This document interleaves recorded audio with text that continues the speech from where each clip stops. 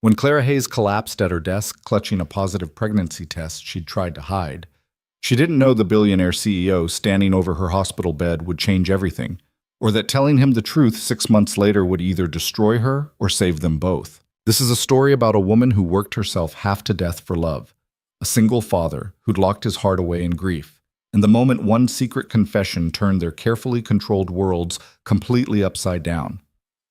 Stay with me until the end, hit that like button, and drop a comment telling me what city you're watching from.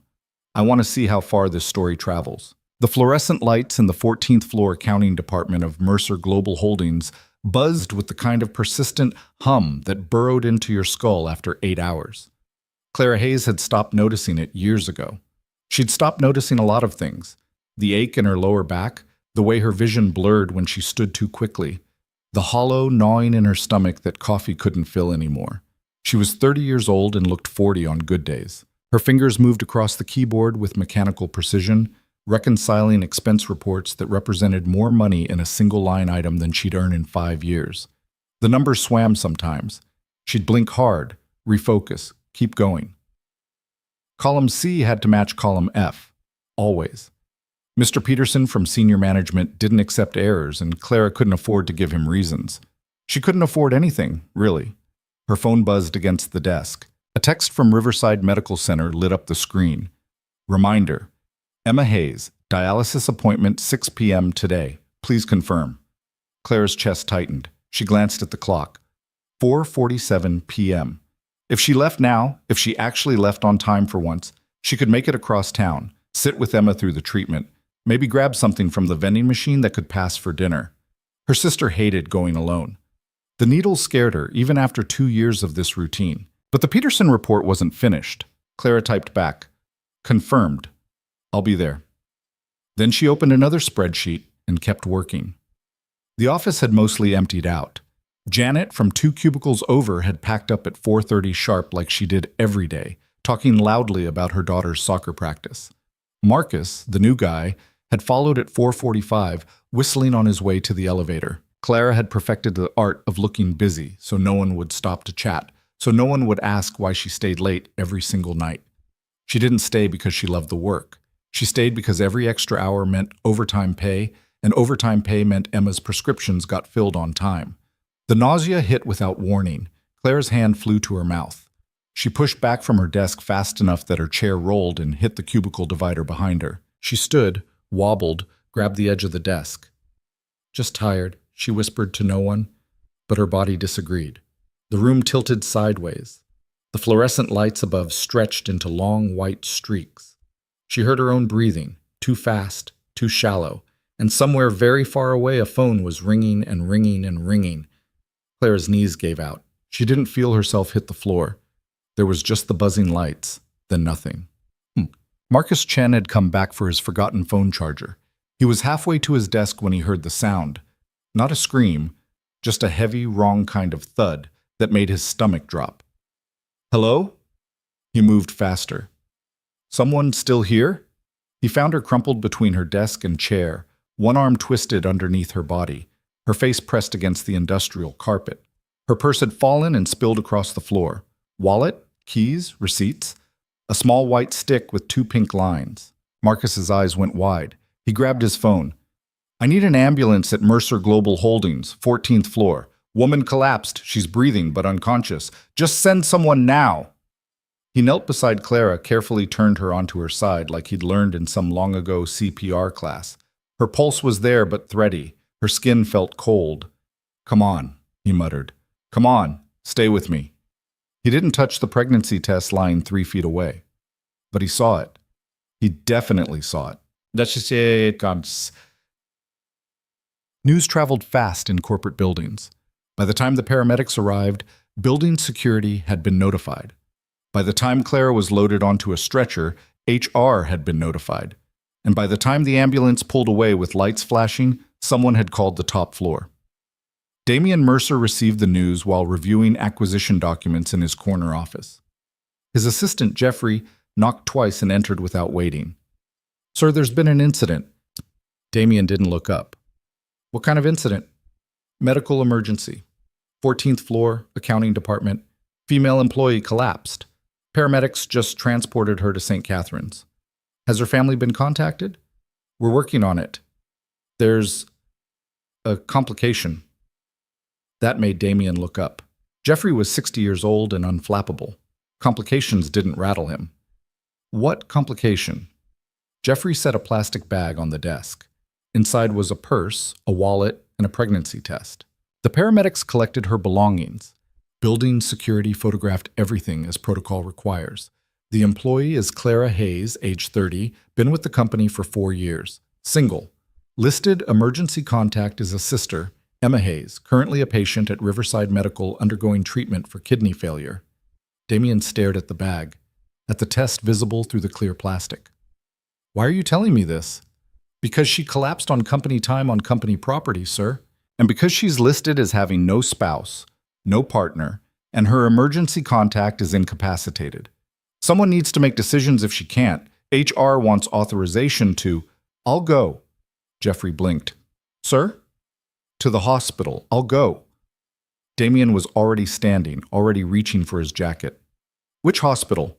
St. Catharines, but sir, you don't need to personally clear my evening. Push tomorrow's 8 a.m. to 9:30. And Jeffrey? Damien paused at the door. This stays quiet. Her medical information doesn't leave this room. Of course, sir. Damien had built Mercer Global from the ground up after his father's death. He'd survived hostile takeovers, market crashes, and a personal tragedy that should have destroyed him. He knew how to control narratives, how to manage risk, how to protect what mattered. But as he rode the elevator down to the parking garage, he couldn't quite articulate why he felt responsible for a woman he'd never met. Maybe it was the pregnancy test. Maybe it was the fact that she'd listed a dying sister as her only emergency contact. Or maybe it was because he understood, better than most, what it meant to hold everything together alone until your body simply gave out. Clara woke up to beeping machines and the smell of antiseptic. Her first thought was Emma. Her second thought was work. She tried to sit up. A hand gently pressed her shoulder back down. Easy, you're at St. Catharines. You collapsed. Claire's vision focused slowly. The man standing beside her hospital bed was tall, dark-haired, wearing a suit that probably cost more than her car. His eyes were gray and tired and looking at her with something that might have been concern. I don't... Her voice came out scratchy. Who are you? Damien Mercer. I own the company you work for. Clara's heart rate monitor picked up speed. The CEO. The actual CEO was in her hospital room. Oh, God, I'm so sorry. I didn't mean to. I'll pay for the ambulance. I'll work extra hours. Please don't fire me. I need this job. I need it. Stop. His voice was firm but not unkind. You're not being fired. No one's asking you to pay for anything. Clara's breath hitched. Tears were suddenly burning behind her eyes, and she hated it, hated being weak, hated that this stranger was seeing her like this. When's the last time you ate? The question caught her off guard. Yesterday. Lunch, I think. You think? I had coffee this morning. Damien's jaw tightened. Coffee isn't food. I know that, Clara shot back, sharper than she intended. I know that. I was running late, and I had to get Emma to her appointment before work, and then there wasn't time. She stopped. She was babbling to her boss's boss's boss. Damien pulled a chair closer and sat down. The movement was deliberate, like he was trying not to spook a frightened animal. The doctor said you're malnourished, dehydrated. Your blood pressure is dangerously low. You've been working 70-hour weeks for the past 6 months, according to your time cards. Clara felt something cold settle in her stomach. You looked at my time cards? I looked at your file after you collapsed on my watch. He paused. I also know about your sister. How? Your emergency contact listing. The hospital called Riverside Medical. They explained her condition. Clara closed her eyes. This was it. This was where he'd tell her she was a liability, a distraction, a problem. Companies didn't keep employees who fell apart.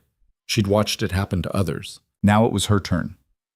I need you to listen very carefully. Damien's voice was low and measured.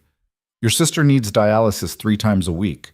The treatments cost $8,000 a month, even with the insurance we provide. You're working yourself to death trying to cover the difference. Am I wrong? Claire's throat was too tight to answer. You haven't taken a sick day in 2 years. You eat 1 meal a day if you're lucky. You're 30 years old and you look... He stopped himself. You're hurting yourself to save her. She's all I have. The words broke out of Clara. She's 24. She's supposed to get married and have kids and have a life. And instead she's stuck in that place 3 times a week with needles and machines because her kidneys don't work and she didn't ask for any of this. So yes, I'm working 70 hours a week. I'll work 90 if I have to, because she didn't get a choice, but I do. The silence that followed felt enormous. Then Damien said quietly, "What if you didn't have to choose?" Clara opened her eyes. What? My executive assistant quit 3 weeks ago. Took a position in London. I haven't filled the role yet. He leaned forward slightly. It pays 3 times what you make now. Full benefits. Medical coverage that would cover your sister's treatments completely. You'd work directly with me, which means long hours, high pressure, and almost no privacy. But you'd also have the resources to actually take care of your sister without killing yourself in the process. Clara stared at him. You're offering me a job. I'm offering you a way out. I work in accounting. I reconcile expense reports. I don't know anything about being an executive assistant. You know how to work harder than anyone else in that building. You know how to show up even when everything hurts. You know how to manage impossible situations with limited resources. Damien's gray eyes held hers. Those are the skills that matter. The rest I can teach you. It was too much, too good. Nothing in Clara's life worked out this easily. Why? She whispered. Why would you do this for me? Damien was quiet for a long moment. Then he stood and walked to the window, his back to her. 3 years ago, my wife died giving birth to our son. The delivery went wrong. They saved him and lost her. His voice was flat, reciting facts. I had the best doctors money could buy.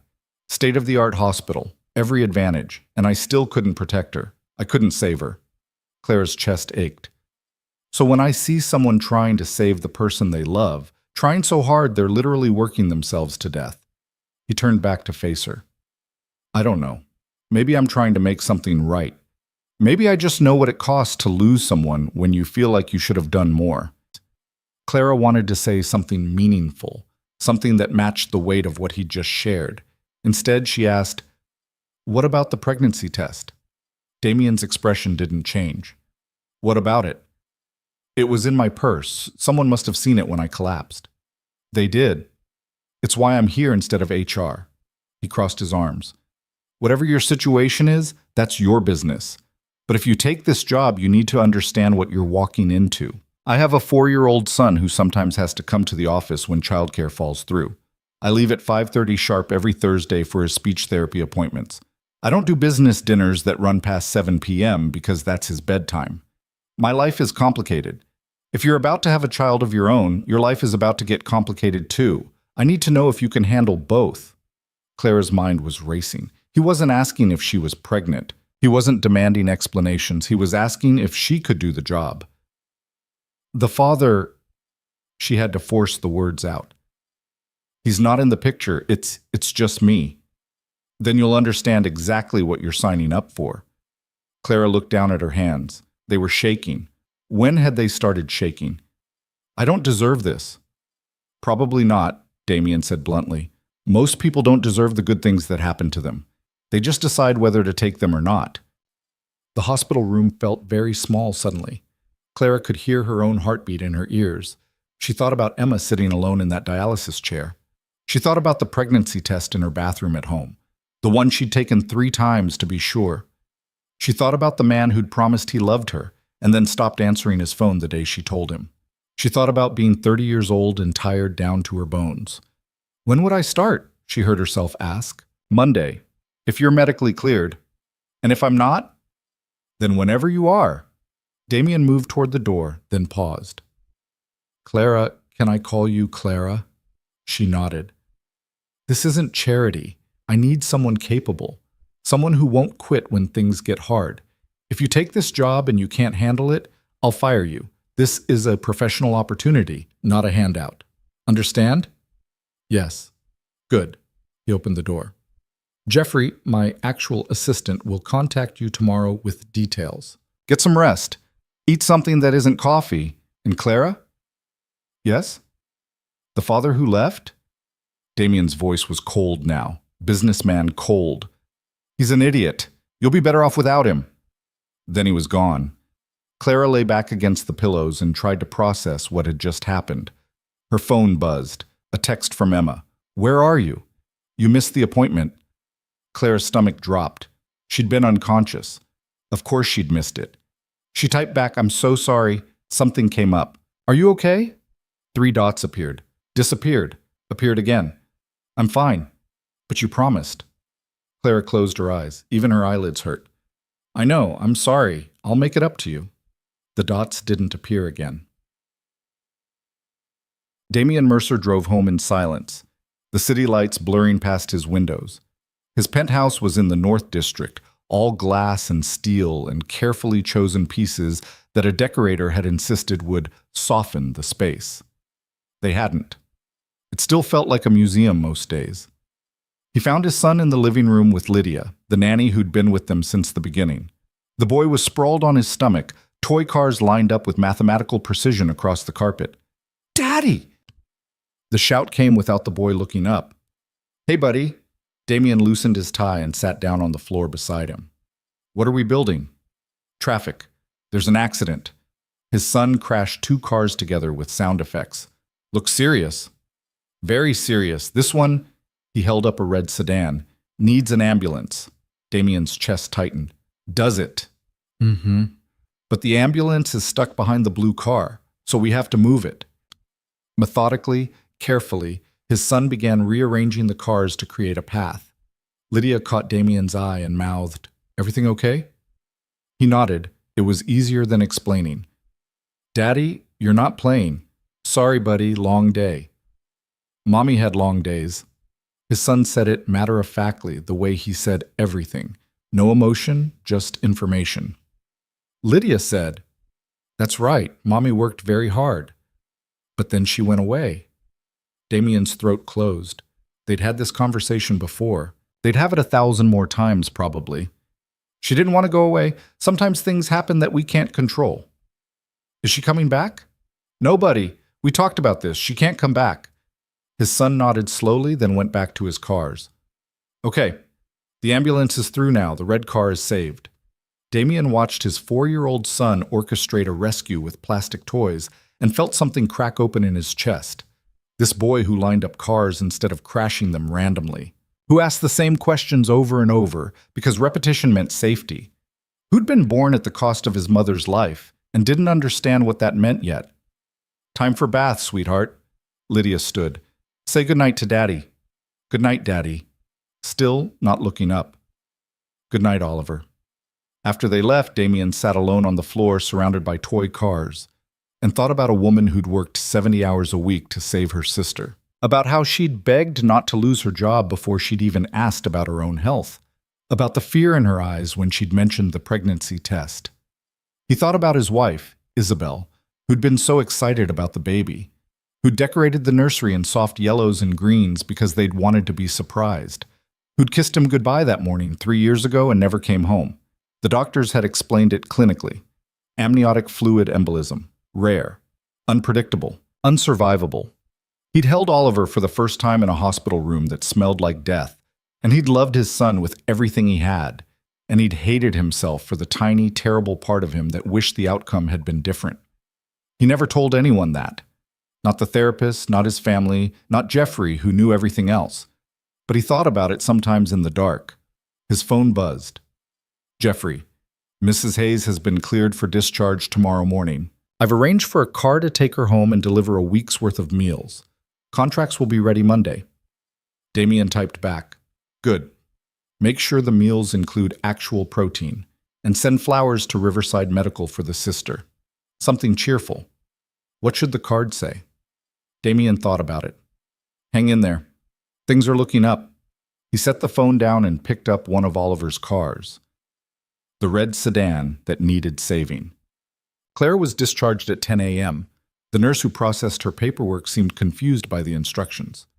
You have a car waiting downstairs and there's been a delivery to your home address, meals for the week? Is that right? I think so. Lucky you. The nurse handed her the discharge papers. Wish someone sent me free food. The car was a black sedan with a driver who held the door open and didn't ask questions. Clara sat in the back seat feeling like she'd stepped into someone else's life. Her apartment was in a building that had been charming in the listing and functional in reality. Third floor, no elevator, neighbors who yelled through the walls. She'd lived there for 6 years. The meals were waiting at her door in a refrigerated container. Clara hauled it inside and opened it to find 7 days of carefully labeled containers. Breakfast. Day 1. Egg scramble with vegetables. Lunch. Day 1. Grilled chicken with quinoa and roasted vegetables. Dinner. Day 1. Salmon with sweet potato and green beans. There was enough food for 2 people. Clara sat on her kitchen floor and cried. She cried because someone had noticed she was starving. She cried because her sister was still mad at her. She cried because there was a baby growing inside her that she hadn't planned and didn't know how to want yet. She cried because a stranger had offered her a way out, and she didn't trust it. She cried until she couldn't anymore, and then she ate the egg scramble cold from the container because she was too tired to heat it up. It was the best thing she'd tasted in months. Emma called at noon. You're alive. I'm alive. Clara curled up on her ancient couch. I'm sorry about yesterday. The hospital said you collapsed. Why didn't you tell me? I didn't want you to worry. Clara, Emma's voice cracked. I'm on dialysis 3 times a week. You're literally working yourself to death to pay for it. When exactly am I supposed to not worry? I got a new job. Silence. What? A promotion, technically. Executive assistant to the CEO. It pays 3 times what I make now, and the insurance will cover your treatments completely. That's... Emma sounded stunned. That's amazing. How? Clara closed her eyes. I collapsed at work. He saw what was happening and offered me a way out. The CEO personally offered you a job because you passed out? It's complicated. Clara, what aren't you telling me? Everything. She wasn't telling her everything. Not about the baby. Not about Marcus finding the pregnancy test. Not about the way Damian Mercer had looked at her like he understood exactly what it felt like to be drowning. I'll explain later. I just wanted you to know things are going to get better. I don't want you to kill yourself for me. I'm not. I promise. This is good. This is actually good. She could hear Emma breathing on the other end. Okay, if you're sure. I'm sure. Mokti. After they hung up, Clara opened her laptop and Googled Damian Mercer. The first image was from 3 years ago. Him leaving a hospital, a tiny bundle in his arms, his face absolutely shattered. The headline read, Mercer CEO's wife dies in childbirth. Company shares plummet amid tragedy. Clara scrolled through article after article. The business recovery. The charity work in his wife's name. The carefully controlled public appearances with his son. The rumors about why he never dated, never remarried, never seemed to move on. There was a quote from an interview 6 months ago. My son is my priority. Everything else is just work. Clara thought about the way he'd sat beside her hospital bed, the way he'd talked about his wife without flinching, the way he'd said, you'll understand exactly what you're signing up for. Like single parenthood was a battle they were both about to fight. She put her hand on her stomach. Nothing showed yet. She was maybe 8 weeks along. She had time to figure this out. But Monday was coming fast, and Clara Hayes, who'd never caught a break in her life, was about to walk into a world she didn't understand, working for a man who'd lost everything and somehow kept going. She ate the salmon dinner cold at 3 p.m., took a shower that actually had hot water for once, and fell asleep on her couch before the sun went down. Outside her window, the city hummed and buzzed and carried on without her. And somewhere across town, in a penthouse made of glass and grief, Damian Mercer read bedtime stories to a little boy who asked when Mommy was coming home and wondered what the hell he'd just set in motion. Monday morning arrived like a judgment. Clara stood outside Mercer Global Holdings at 7:45 a.m., staring up at the glass tower that stretched into the gray sky. She'd been inside this building 1,000 times, but always through the side entrance, always up the service elevator to the 14th floor where people like her belonged. The main lobby was different. Marble floors, chrome fixtures, a reception desk that looked like it cost more than her annual salary used to be. Past tense now, because as of today she was something else. She just wasn't sure what yet. Clara Hayes? A woman in her 50s approached, extending a hand. I'm Margaret, Mr. Mercer's senior administrative coordinator. You must be the new EA. Clara shook her hand, hoping her palm wasn't sweating. That's me. Jeffrey asked me to meet you. He's upstairs handling a crisis with Tokyo. Time zones are a nightmare this week. Come on, I'll show you up. They rode the elevator to the 32nd floor. Clara watched the numbers climb and tried to remember how to breathe normally. Nervous? Margaret asked. Terrified. Good. Means you're smart. Margaret smiled. Listen, I've worked here 15 years. I've seen 3 EAs come and go in that time. The job will eat you alive if you let it. Mr. Mercer doesn't mean to be difficult, but his standards are... She paused, searching for the word. Exacting. What happened to the last one? Catherine? Brilliant woman. Moved to London for a VP position at another firm. She lasted 2 years, which is actually impressive. Margaret lowered her voice as the elevator doors opened. The one before her made it 6 months before she had a nervous breakdown in the copy room. Clara's stomach lurched. That's encouraging. I'm not trying to scare you. I'm trying to prepare you. Margaret led her down a hallway lined with contemporary art that Clara didn't recognize. Mr. Mercer is fair. He's generous with people who prove themselves, but he will push you harder than anyone ever has. If you can handle it, this job will change your life. If you can't, she shrugged, well, at least you'll have a good reference. They stopped at a set of double doors. Through the glass, Claire could see an enormous office, floor-to-ceiling windows overlooking the city. And there, standing behind a desk the size of her kitchen, was Damien Mercer. He was on the phone, his back to them, one hand pressed against the glass as he looked out at the skyline. Even from here, Clara could see the tension in his shoulders. That's your desk? Margaret pointed to a sleek workstation positioned just outside his office. You'll be his first point of contact for everything. Calls, meetings, correspondence, travel arrangements, crisis management, and there's always a crisis. Your computer login is active. Jeffrey left you a training manual that's roughly the size of a dictionary. Questions? Clara had about 1 million questions. Where's the bathroom? Margaret laughed. Down the hall, 3rd door on the left. You'll spend a lot of time there. It's the only place you can hide. Coffee station is in the break room, but honestly, get a good travel mug and make it at home. You won't have time to wait in line with the associates. She checked her watch. I need to run. But Clara? You wouldn't be here if he didn't think you could do this.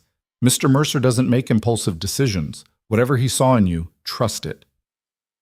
Then she was gone, and Clara was alone with her new desk and her new computer and the terrifying awareness that Damien Mercer was 15 feet away behind glass walls. She sat down. The chair was ergonomic and expensive and adjusted to her height perfectly. Someone had left a welcome packet, a company laptop, and a name placard that read Clara Hayes, executive assistant to the CEO. Clara touched the placard like it might disappear. The phone on her desk rang. She stared at it. It kept ringing. She picked up. Hello? Is this Clara? A crisp British accent. Yes? Jeffrey Mills, welcome aboard.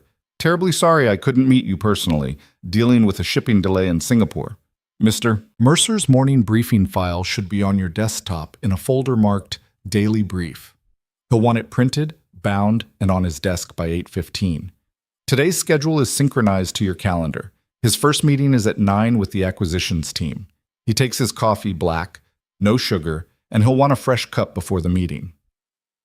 The Keurig in his office is temperamental. If it makes a grinding noise, call facilities immediately. Questions? Clara's head was spinning. Where do I find the printer? Behind you, left corner. Binding machine is underneath. You've got 18 minutes. Good luck. The line went dead. Clara spun around, found the printer, opened her desktop, and started clicking. The daily brief was 47 pages long. Charts, graphs, financial projections, news summaries, competitor analysis. She hit print and listened to the machine whir to life.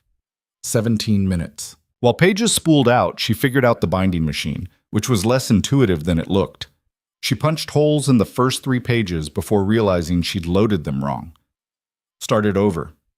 13 minutes. Coffee. She needed to make coffee. She opened the door to Damien's office as quietly as possible.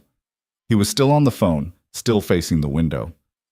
Don't care what their timeline is, we need those numbers by Thursday, or we're walking.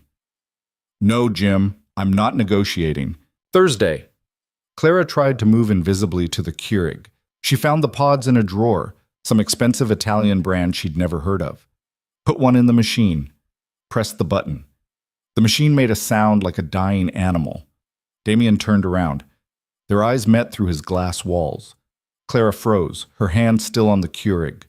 He held up one finger, wait, and went back to his call. Jim, I'm going to have to call you back. Yes, Thursday. I know. Goodbye. He hung up and walked to his office door, opening it. You must be Clara. I'm so sorry, I was trying to make coffee and the machine, it's broken, has been for a week. I keep meaning to replace it. He looked tired. Not just normal tired, the kind of tired that came from not sleeping well for years. How are you feeling after the hospital? I'm fine. Good. Ready to work. Your brief ready? Clara glanced at the printer, still going. Almost. 2 more pages. Good. Bring it in when it's done. And Clara? He paused. Welcome to chaos. He closed the door and went back to his desk. Clara finished the binding with shaking hands, delivered the brief at 8:14, and spent the next hour trying to figure out how to transfer calls, schedule conference rooms, and read Damien's handwriting on the margin notes he'd made. At 8:55, Jeffrey called again. Mr. Mercer's 9 o'clock is waiting in conference room A. He'll need the Jackson acquisition files. Should be in the cabinet behind your desk, red folder. Also, his son's school just called. Apparently Oliver is refusing to participate in music class, and they want to schedule a parent meeting. Clara blinked. What should I do?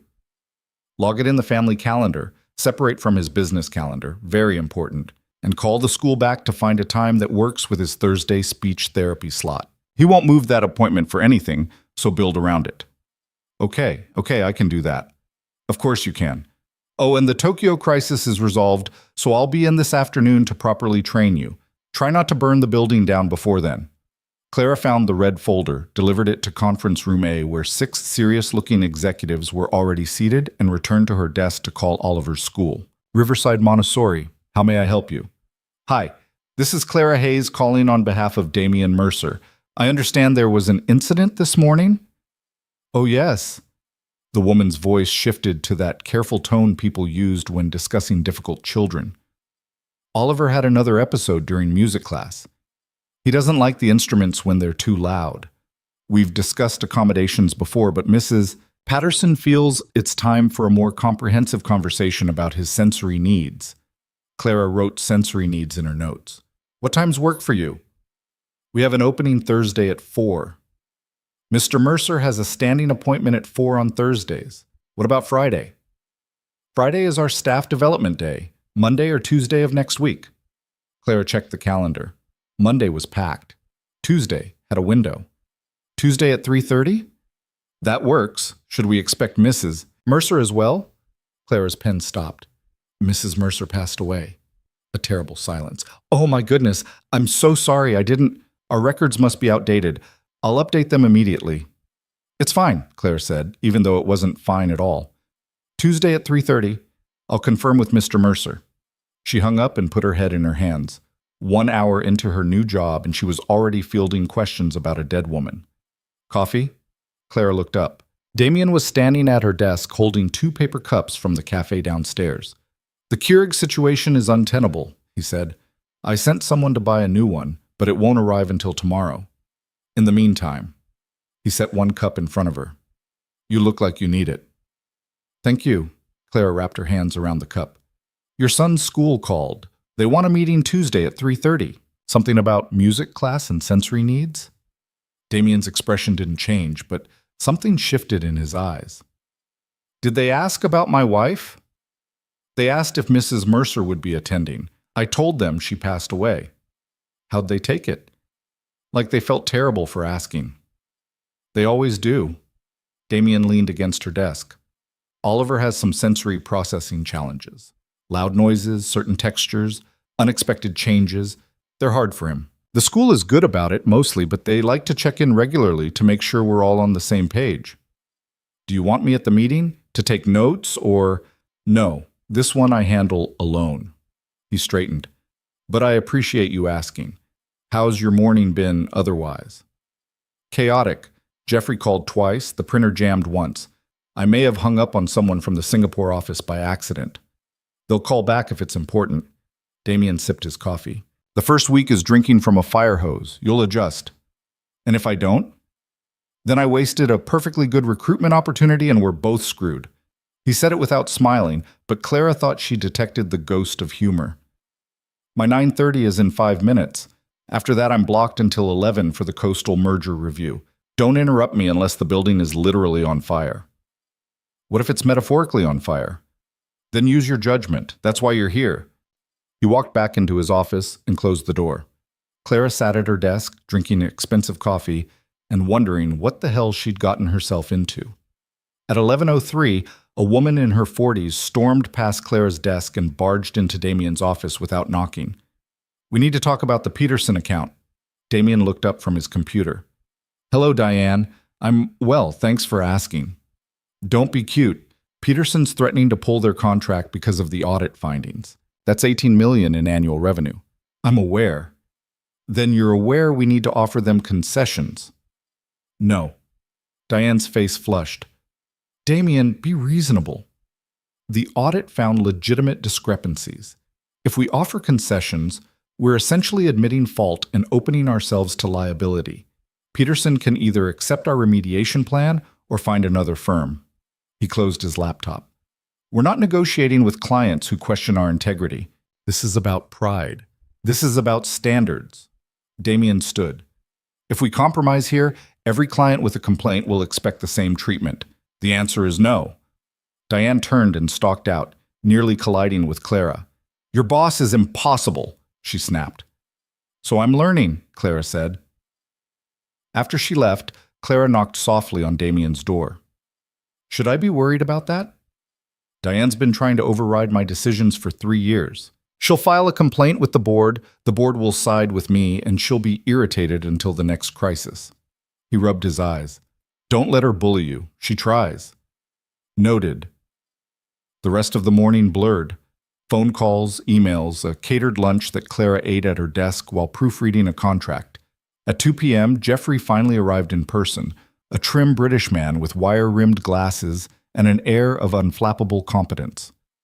Right, he said, pulling up a chair. Let's properly train you before something explodes. They spent 3 hours going through systems, protocols, contact lists, and emergency procedures. Jeffrey had been Damien's assistant for 7 years before being promoted to senior operations, and he knew everything. The most important thing to understand, Jeffrey said, is that Mr. Mercer operates in 2 worlds, professional and personal.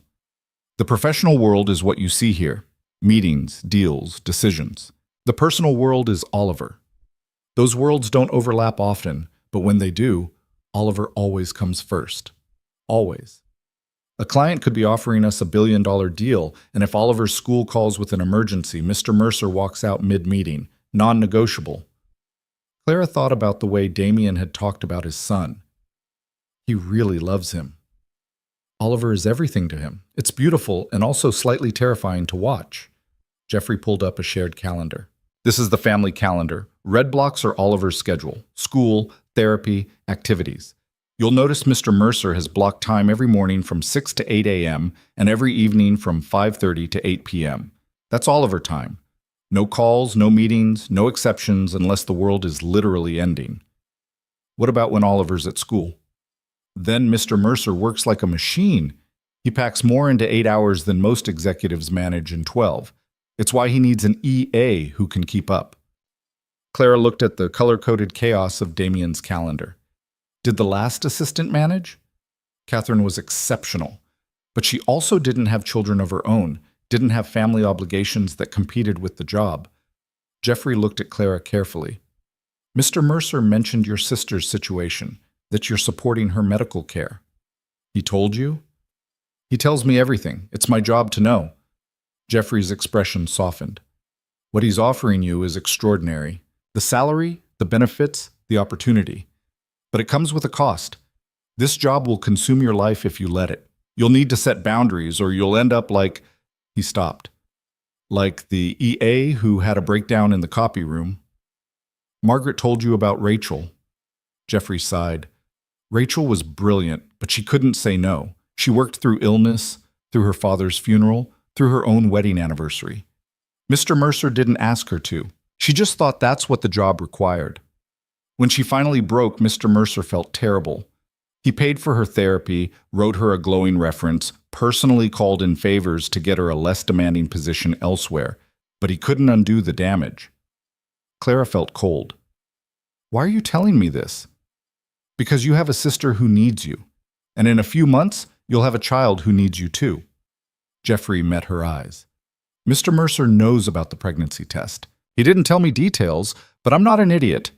If you're going to survive this job, you need to learn something Rachel never did, how to protect your own life while managing his. Before Clara could respond, Damien's office door opened. Jeffrey, do you have the Frankfurt contracts? On your desk, left corner, blue folder. Thanks. Damien noticed them sitting together. Training going well? She's a quick study, Jeffrey said. Good. Damien checked his watch. I need to leave in 30 minutes for Oliver's pickup. Clara, tomorrow morning I'll need you here by 7 a.m. We have a board meeting at 8, and the prep work is extensive. Clara's heart sank. 7 a.m.? Problem? No, I'll be here. Emma's dialysis was at 7 a.m. tomorrow. Clara had promised to go with her this time. Damien studied her face. If you have a conflict, say so. It's fine. I'll figure it out. He didn't look convinced, but he nodded and went back to his office. Jeffrey waited until the door closed. What's the conflict? My sister has dialysis tomorrow morning. I told her I'd be there. Can someone else take her? There is no one else. Jeffrey was quiet for a moment. Then he stood and walked to Damien's office, knocked, and entered without waiting for a response. Clara couldn't hear the conversation, but she watched through the glass as Jeffrey spoke and Damien listened. Then Damien looked out at Clara. He opened the door. Jeffrey says, you have a family obligation tomorrow morning. Clara's face burned. I can reschedule. It's not... What time is your sister's appointment? 7. How long does it take? 4 hours usually. Damien thought for a moment. Board meeting starts at 8. I can do the initial prep tonight and brief you when you arrive. What time can you be here? 11? Maybe 10:30 if I leave her early. 10:30 works. The meeting will still be going. You can sit in for the second half, take notes, start learning how board meetings function. He paused. In the future, when you have scheduling conflicts, I need you to tell me immediately. I can't accommodate needs I don't know about. I didn't want to ask for special treatment on my first day. It's not special treatment, it's managing reality. Damien's voice was firm. You have a sister who's sick. You'll have a child soon. Those aren't inconveniences, Clara. They're your life. If this job doesn't fit into your life, then the job doesn't work. Understood? Clara nodded, not trusting her voice. Good. Now go home. Get some rest. Tomorrow's going to be brutal. Clara gathered her things, her mind still reeling. As she waited for the elevator, Jeffrey joined her. He's not what you expected, is he? No, Clara admitted. He's not what anyone expects. The elevator arrived. But he's fair. Remember that. As long as you're honest with him, he'll work with you. Clara rode down 32 floors and emerged into the late afternoon chaos of the city. Her phone buzzed. Emma, still on for tomorrow morning? Clara typed back. Yes, I'll be there at 6:45. Then she called her sister. You're actually coming? Emma sounded surprised. I promised, didn't I? You've promised before. The accusation stung because it was true. I know, but I'm coming this time. I'll bring coffee. The good coffee or the hospital coffee? The good coffee. I have standards now, apparently. Emma laughed, and the sound made Clara's chest loosen slightly. How was your first day? Overwhelming. Terrifying. I have no idea what I'm doing. So, normal? Sure. Let's call it normal. They talked for a few more minutes, carefully avoiding the topic of why Clara had collapsed, why she'd gotten this miraculous promotion, and what it might cost her in the long run. When Clara got home, she found another delivery waiting at her door. This one was a box containing a new laptop bag, noise-canceling headphones, and a note in Jeffrey's precise handwriting. Essential tools for survival. The headphones are for when you need to block out the world. Use them liberally. Clara set up her laptop, tried to review the files Jeffrey had sent, and fell asleep at her kitchen table at 8 p.m. with her head on the keyboard. She dreamed about drowning in paperwork while Damian Mercer watched from behind glass walls, unreachable. The next morning, Clara was at Riverside Medical at 6:45 with 2 large coffees and a bag of pastries she'd grabbed from a bakery that was actually open before dawn. Emma was already in the waiting room, looking small and tired in an oversized sweatshirt. "You came," she said. "I came." Clara handed her a coffee. "Vanilla latte, extra vanilla." "You remembered." "I'm your sister. Of course I remembered." They sat together in the plasticky chairs while Emma's name was called. The dialysis center was depressing in the way all medical facilities were depressing. Fluorescent lights, antiseptic smell, the persistent beep of machines keeping people alive. Emma settled into her chair, a nurse prepped her access site, and Clara watched the needle go in with the same nauseating fascination she'd felt 100 times before. "Tell me about the new job," Emma said once the machine was running. "Distract me." So Clara talked about the office, the chaos, the broken coffee machine, about Jeffrey and Margaret, and the terrifying realization that she was completely out of her depth. "And your boss?" Emma asked. "What's he like?"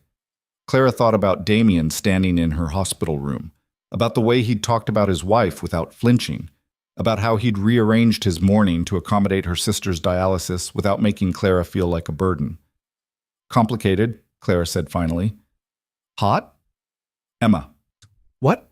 I'm stuck in a chair for 4 hours. Let me live vicariously." Clara rolled her eyes. "He's attractive, yes.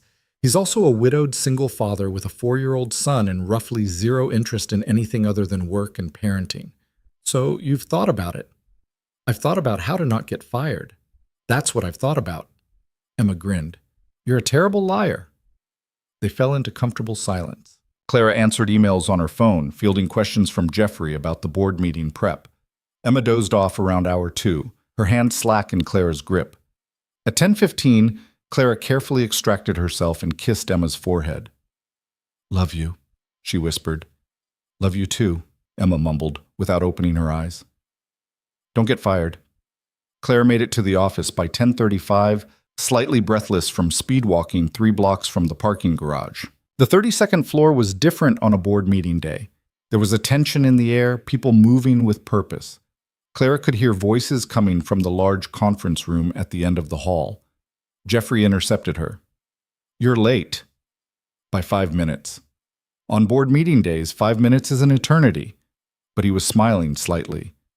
"Mr. Mercer briefed the strategic priorities without you. They're moving into financial review now. Grab a notebook and sit in the back. Don't speak unless spoken to. Your job is to observe and learn." Clara slipped into the conference room as quietly as possible. Damian was at the head of a massive table, surrounded by 12 board members, mostly older men, a few women, all of them looking like they could buy and sell small countries. "Third quarter projections are solid," Damian was saying. "We're tracking 8% growth year over year, and the coastal acquisition positions us for expansion into Asian markets." "What about the Peterson situation?" a silver-haired man asked. "Peterson is resolved. They've accepted our remediation timeline." Diane suggested we should have offered concessions. Diane's suggestion was noted and rejected. Damian's voice didn't change, but Clara felt the temperature in the room drop. "We don't compromise our integrity to retain clients. If the board disagrees with that philosophy, we should discuss it now." No one spoke. "Good. Moving on." Clara scribbled notes trying to keep up with the discussion. Market analysis, competitive positioning, risk assessment. It was like learning a new language. At 11:47, Damian's phone buzzed. He glanced at it, and his entire demeanor shifted. "I need to take this. 5-minute recess." He stepped out of the room. Through the glass walls, Clara watched him answer, his expression immediately concerned. "What happened?" His voice carried slightly. "Okay, no, I'm coming now. Tell her I'm on my way." He hung up and stuck his head back into the conference room. "Family emergency. Jeffrey will finish the meeting." Then to Jeffrey, Oliver's school. They said he's having a meltdown. Go, Jeffrey said immediately. Damien was already moving. He grabbed his jacket, his keys, and headed for the elevator without looking back. The board members exchanged glances. One woman near the end of the table said quietly, "His son?" "Sensory overload, most likely," another replied. "Poor kid." Jeffrey smoothly took control of the meeting. "Right. Let's continue with the operational review." Clara barely heard the rest. She was thinking about a 4-year-old boy who'd been born at the cost of his mother's life, who struggled with loud noises and unexpected changes, whose father would walk out of a board meeting without hesitation because nothing, not money, not power, not corporate responsibility, mattered more than being there. The meeting concluded at 12:30. Clara helped Jeffrey collect materials and clean up the conference room. "Does that happen often?" she asked. "Him leaving for Oliver?" "Often enough that the board expects it. They're not happy about it, but they tolerate it because Mr. Mercer delivers results." Jeffrey stacked folders. "Oliver has good days and bad days. Today's apparently a bad day. What happens now?" "Mr. Mercer will spend the afternoon with him. He'll work from home tonight after Oliver's in bed, probably until 2 or 3 a.m. to make up the lost time. Then he'll be back here tomorrow at 7 a.m., running on 4 hours of sleep like it's nothing." Jeffrey met her eyes. "This is what I meant about two worlds. They don't balance, they collide." Clara's phone buzzed. A text from an unknown number. "This is Damien, taking rest of day for Oliver. Forward anything urgent to my personal line. Everything else can wait until tomorrow." She stared at the message. He'd given her his personal number. She saved the contact and typed back, "Understood. Hope Oliver's okay." 3 dots appeared, then, "He will be. Thank you for asking." Clara worked through lunch, processing the backlog of emails and scheduling requests that had piled up during the board meeting. At 3 p.m., her own phone rang. An unfamiliar number. "Hello? Is this Clara Hayes?"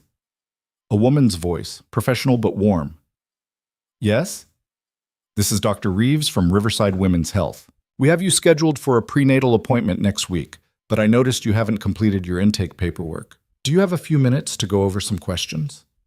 Clara's blood went cold. She'd made the appointment 2 weeks ago, back when she was still in accounting and no one paid attention to her. This isn't a good time. I understand. We can schedule a callback. When would work better?" "I'll call you back," Clara said quickly and hung up. Her hands were shaking. Jeffrey appeared at her desk. "Everything all right?" "Fine, just a personal call." He looked at her for a long moment, and Clara had the uncomfortable feeling he could see right through her. "Clara, I'm going to give you some unsolicited advice." "Okay?" "Whatever's happening in your personal life, and I'm not asking what it is, you need to handle it. Mr. Mercer is understanding about family obligations, but he needs you functional. If you're managing a crisis, manage it properly. Don't let it bleed into your work." He softened slightly. "Take it from someone who learned that lesson the hard way." I am."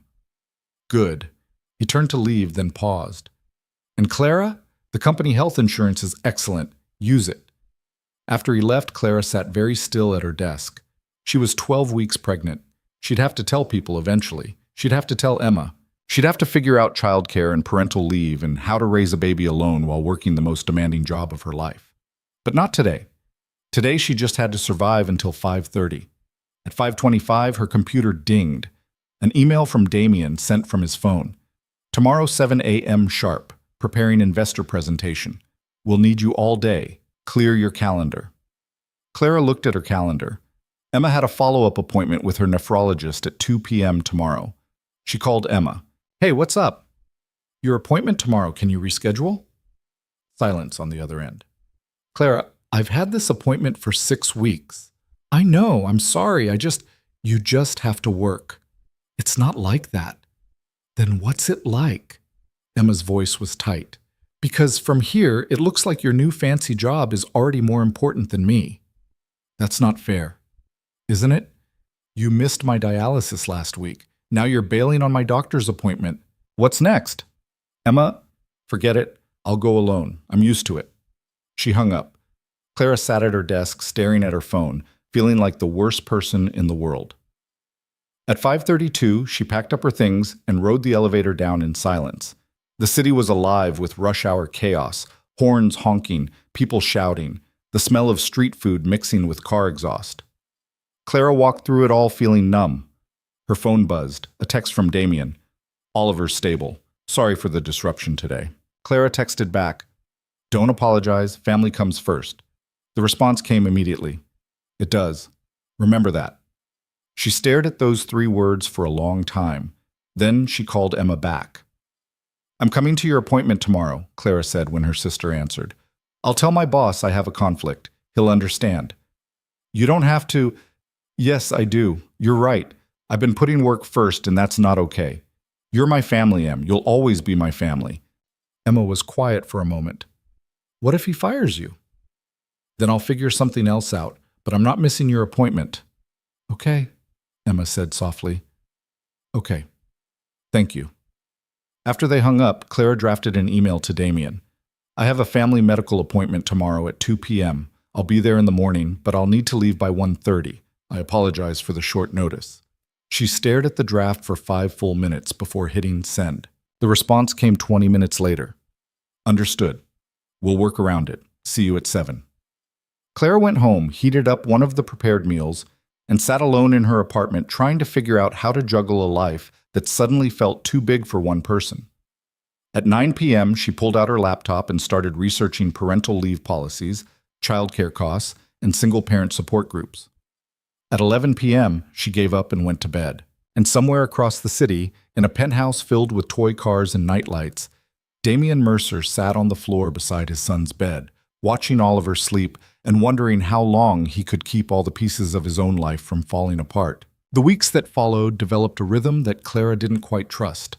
She'd arrive at 7, sometimes earlier, and find Damien already at his desk with coffee going cold and spreadsheets glowing on 3 different monitors. They'd work in tandem, her fielding the endless stream of demands from the outside world, him making decisions that moved millions of dollars with a few keystrokes and a signature. She learned his patterns, how he rubbed his left temple when a migraine was starting, how his tone shifted from businesslike to genuinely angry, a subtle thing most people missed. But Clara noticed everything now, how he never ate lunch unless she physically put food in front of him, and even then it was 50-50.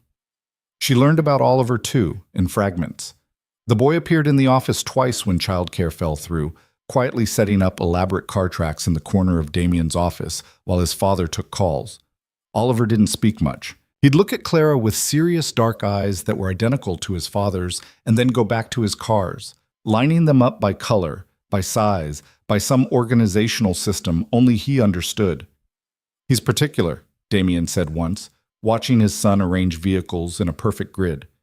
"The therapist says it's how he processes the world. Everything has to have order." "Sounds like someone else I know," Clara replied without thinking. Damien had almost smiled. Almost. By mid-November, Clara felt like she'd been doing this job for years instead of weeks. Her body had adjusted to the pace, mostly. The nausea had subsided, replaced by a bone-deep exhaustion that coffee couldn't touch. She'd started wearing looser shirts. Nobody had noticed yet, or if they had, they were polite enough not to mention it. Emma's nephrologist had delivered cautiously optimistic news. The dialysis was working. Her numbers were stable. They were adding her to the transplant list, though the wait could be years. "Years I've got now," Emma had said, squeezing Clara's hand in the doctor's office. "Because of you. Because of this job." Clara had smiled and nodded and tried not to think about what she'd sacrificed to get here. On a Wednesday that felt like any other Wednesday, Jeffrey appeared at Clara's desk with an expression she'd learned to dread. "Mr. Mercer needs to see you. Conference room, not his office." What did I do? Nothing catastrophic. Just go. Clara found Damien standing at the windows of the small conference room, his back to her. The city sprawled below, gray and cold under November clouds. "Close the door," he said without turning around. She did. Her heart was hammering. "There's an event in 2 weeks," Damien said. "The Isabel Mercer Memorial Gala. It's held annually to fund medical research and family support programs. My late wife's parents organize it." Clara waited. This felt like it was going somewhere she didn't want to go. "I haven't attended in 2 years. I send a representative. I write a check. But I don't go. He finally turned to face her. This year they're asking me to speak. They want to announce a major initiative expansion, and they want it to come from me. Are you going to do it? I don't have much choice. Isabel's mother called me personally. She's 76 years old, and she's never asked me for anything since the funeral. So yes, I'm going. He paused. I need you there. As your assistant? As my buffer. These events are full of people who knew Isabel, who want to talk about Isabel, who look at me like I'm some tragic figure they need to comfort. I can deliver a speech. I can shake hands and smile for photographs. But I need someone there who understands that this is work, not therapy. Someone who can pull me out of conversations before they get too personal. Clara understood what he wasn't saying. He needed someone who wouldn't expect him to grieve publicly, who wouldn't push him to process emotions he'd locked away. Okay, she said. I'll be there. It's black tie. The company will cover the cost of appropriate attire. Jeffrey has a list of approved boutiques. You have approved boutiques for employee formal wear? We have protocols for everything, Clara. You should know that by now. She did know. In the past 6 weeks, she'd learned there were protocols for office temperature disputes, protocols for client gift giving, protocols for how to address board members versus investors versus international partners. Mercer Global ran on systems and structure, and Damien was the architect of all of it. What about Oliver? Clara asked. Something flickered across Damien's face. He'll stay home with Lydia. These events run late, and he doesn't do well with crowds. Does he ask about his mother? At events like this? He doesn't remember her. He was 3 days old when she died. Damien's voice was carefully neutral. Sometimes I think that's easier. Sometimes I think it's worse. Clara didn't know what to say to that, so she said nothing. The gala is November 22nd, Damien continued. Saturday evening. Car will pick you up at 6. I'll be ready.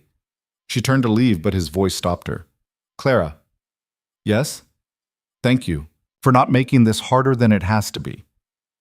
She looked back at him, standing alone in that conference room, backlit by gray sky and looking more tired than any 32-year-old should look. You're welcome, she said quietly. The next 2 weeks were brutal. In addition to regular work, Clara coordinated with the gala organizers, reviewed Damien's speech draft approximately 700 times, and fielded increasingly frantic calls from Isabel's mother, who wanted everything to be perfect in her daughter's memory. She was so full of light, Mrs. Richardson said during one particularly long conversation. Everyone loved her, and Damien, oh, he was so happy when they were expecting. I've never seen him like that before or since.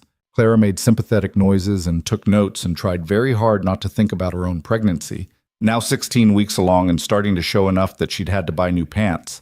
She hadn't told anyone. Not Emma, not her doctor beyond that initial appointment she'd rescheduled twice. Not Damien.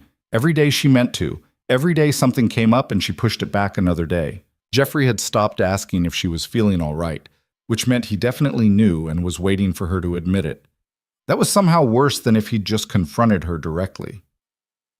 On the Thursday before the gala, Oliver's school called again. Clara had gotten used to these calls. Sometimes it was sensory overload. Sometimes another kid had disrupted Oliver's careful systems and he'd gotten upset. This time it was different. Oliver bit another student, the principal said. Clara's eyebrows shot up. He bit someone? During outdoor play.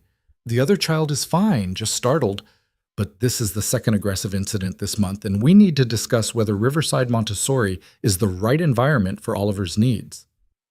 Clara put the call on hold and buzzed Damien's office. Oliver's school. It's urgent. Damien picked up immediately. What happened? He bit another kid. They want to talk about whether he should stay enrolled. The silence on the other end was deafening. Tell them I'll be there in 20 minutes. You have the coastal merger finalization in 10 minutes. Reschedule it. Damien, they flew in from Seattle specifically for... I said reschedule it. His voice was sharp. My son just assaulted another child. The merger can wait. He hung up. Clara spent the next frantic minutes rescheduling the coastal meeting, apologizing profusely to 3 very irritated executives, and watching Damien grab his coat and leave without a word to anyone. Jeffrey materialized beside her desk. Coastal's not happy. Coastal can get over it. That's Mr. Mercer's son talking, not his business sense. Maybe his business sense needs to take a back seat sometimes, Clara snapped. Jeffrey looked at her with something like approval. You're learning. Damien didn't come back to the office that day. Clara handled the fallout, rescheduled the merger meeting for Monday, and sent Damien a single text at 8 p.m. Everything handled. Take care of Oliver. He didn't respond. The next morning, Friday, Damien was back at his desk at 6:45 a.m. when Clara arrived. You're early, she said. Couldn't sleep. He looked it. There were dark circles under his eyes, and his hair was messed up like he'd been running his hands through it repeatedly. How's Oliver? Suspended for 3 days. We're meeting with a behavioral specialist next week to discuss anger management strategies. Damien said it flatly, like he was reading a weather report. He's 4 years old and he needs anger management. That's where we are. Clara set a coffee on his desk. The good kind from the shop downstairs, not the office swill. He's processing trauma he can't articulate. Of course it's coming out sideways. You sound like his therapist. Your therapist sounds smart. Oliver's therapist. I don't have one. Maybe you should. Damien looked up at her. Are you psychoanalyzing me, Clara? I'm suggesting that a man who lost his wife 3 years ago and hasn't taken a single day off since might benefit from talking to someone professional. But what do I know? I just work here. She expected him to shut her down. Instead, he laughed. A short, surprised sound. You're getting bolder. You hired me to use my judgment. I'm using it. Fair enough. He opened his laptop. The gala's tomorrow. You pick up your dress? Clara had indeed picked up her dress from one of Jeffrey's approved boutiques, a simple black gown that had cost more than her first car and somehow managed to hide her growing belly while still looking elegant. Got it. What should I expect tomorrow night?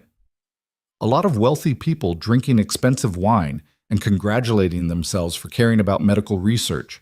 Isabel's parents giving speeches about their daughter. Me trying not to look like I'd rather be literally anywhere else. He pulled up a document. I finished the speech. Want to hear it? You're asking my opinion? You've been editing my emails for 6 weeks. Your instincts are good. He turned his monitor so she could read. The speech was brief, maybe 3 minutes.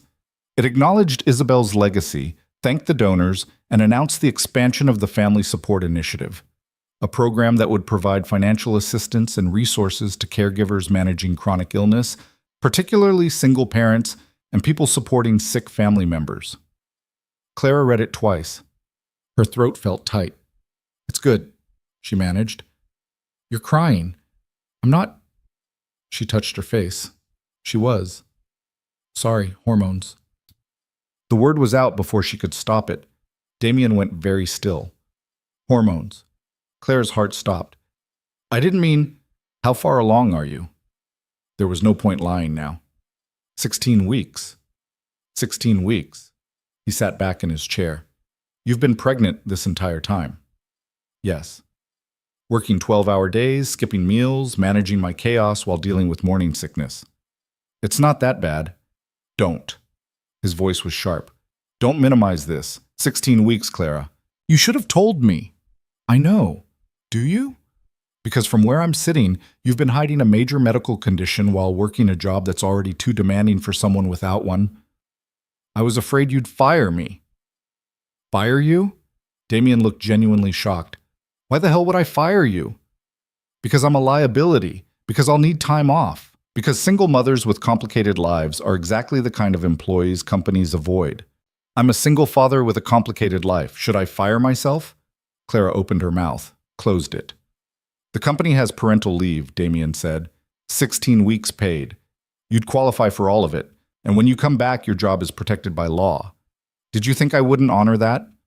I don't know what I thought. I couldn't risk losing this. Not when Emma's depending on me. Damien was quiet for a long moment. When he spoke again, his voice was softer. I understand why you were scared, but Clara, I need you to trust me. If something's affecting your health or your ability to work, I need to know. Not so I can punish you, but so I can help. He paused. When's your next doctor's appointment? I haven't scheduled one. You're 16 weeks pregnant and you haven't seen a doctor? I had one appointment at 12 weeks. Everything was fine. One appointment. He pulled out his phone. What's your OB's name? Doctor. Reeves at Riverside Women's Health, but he was already dialing.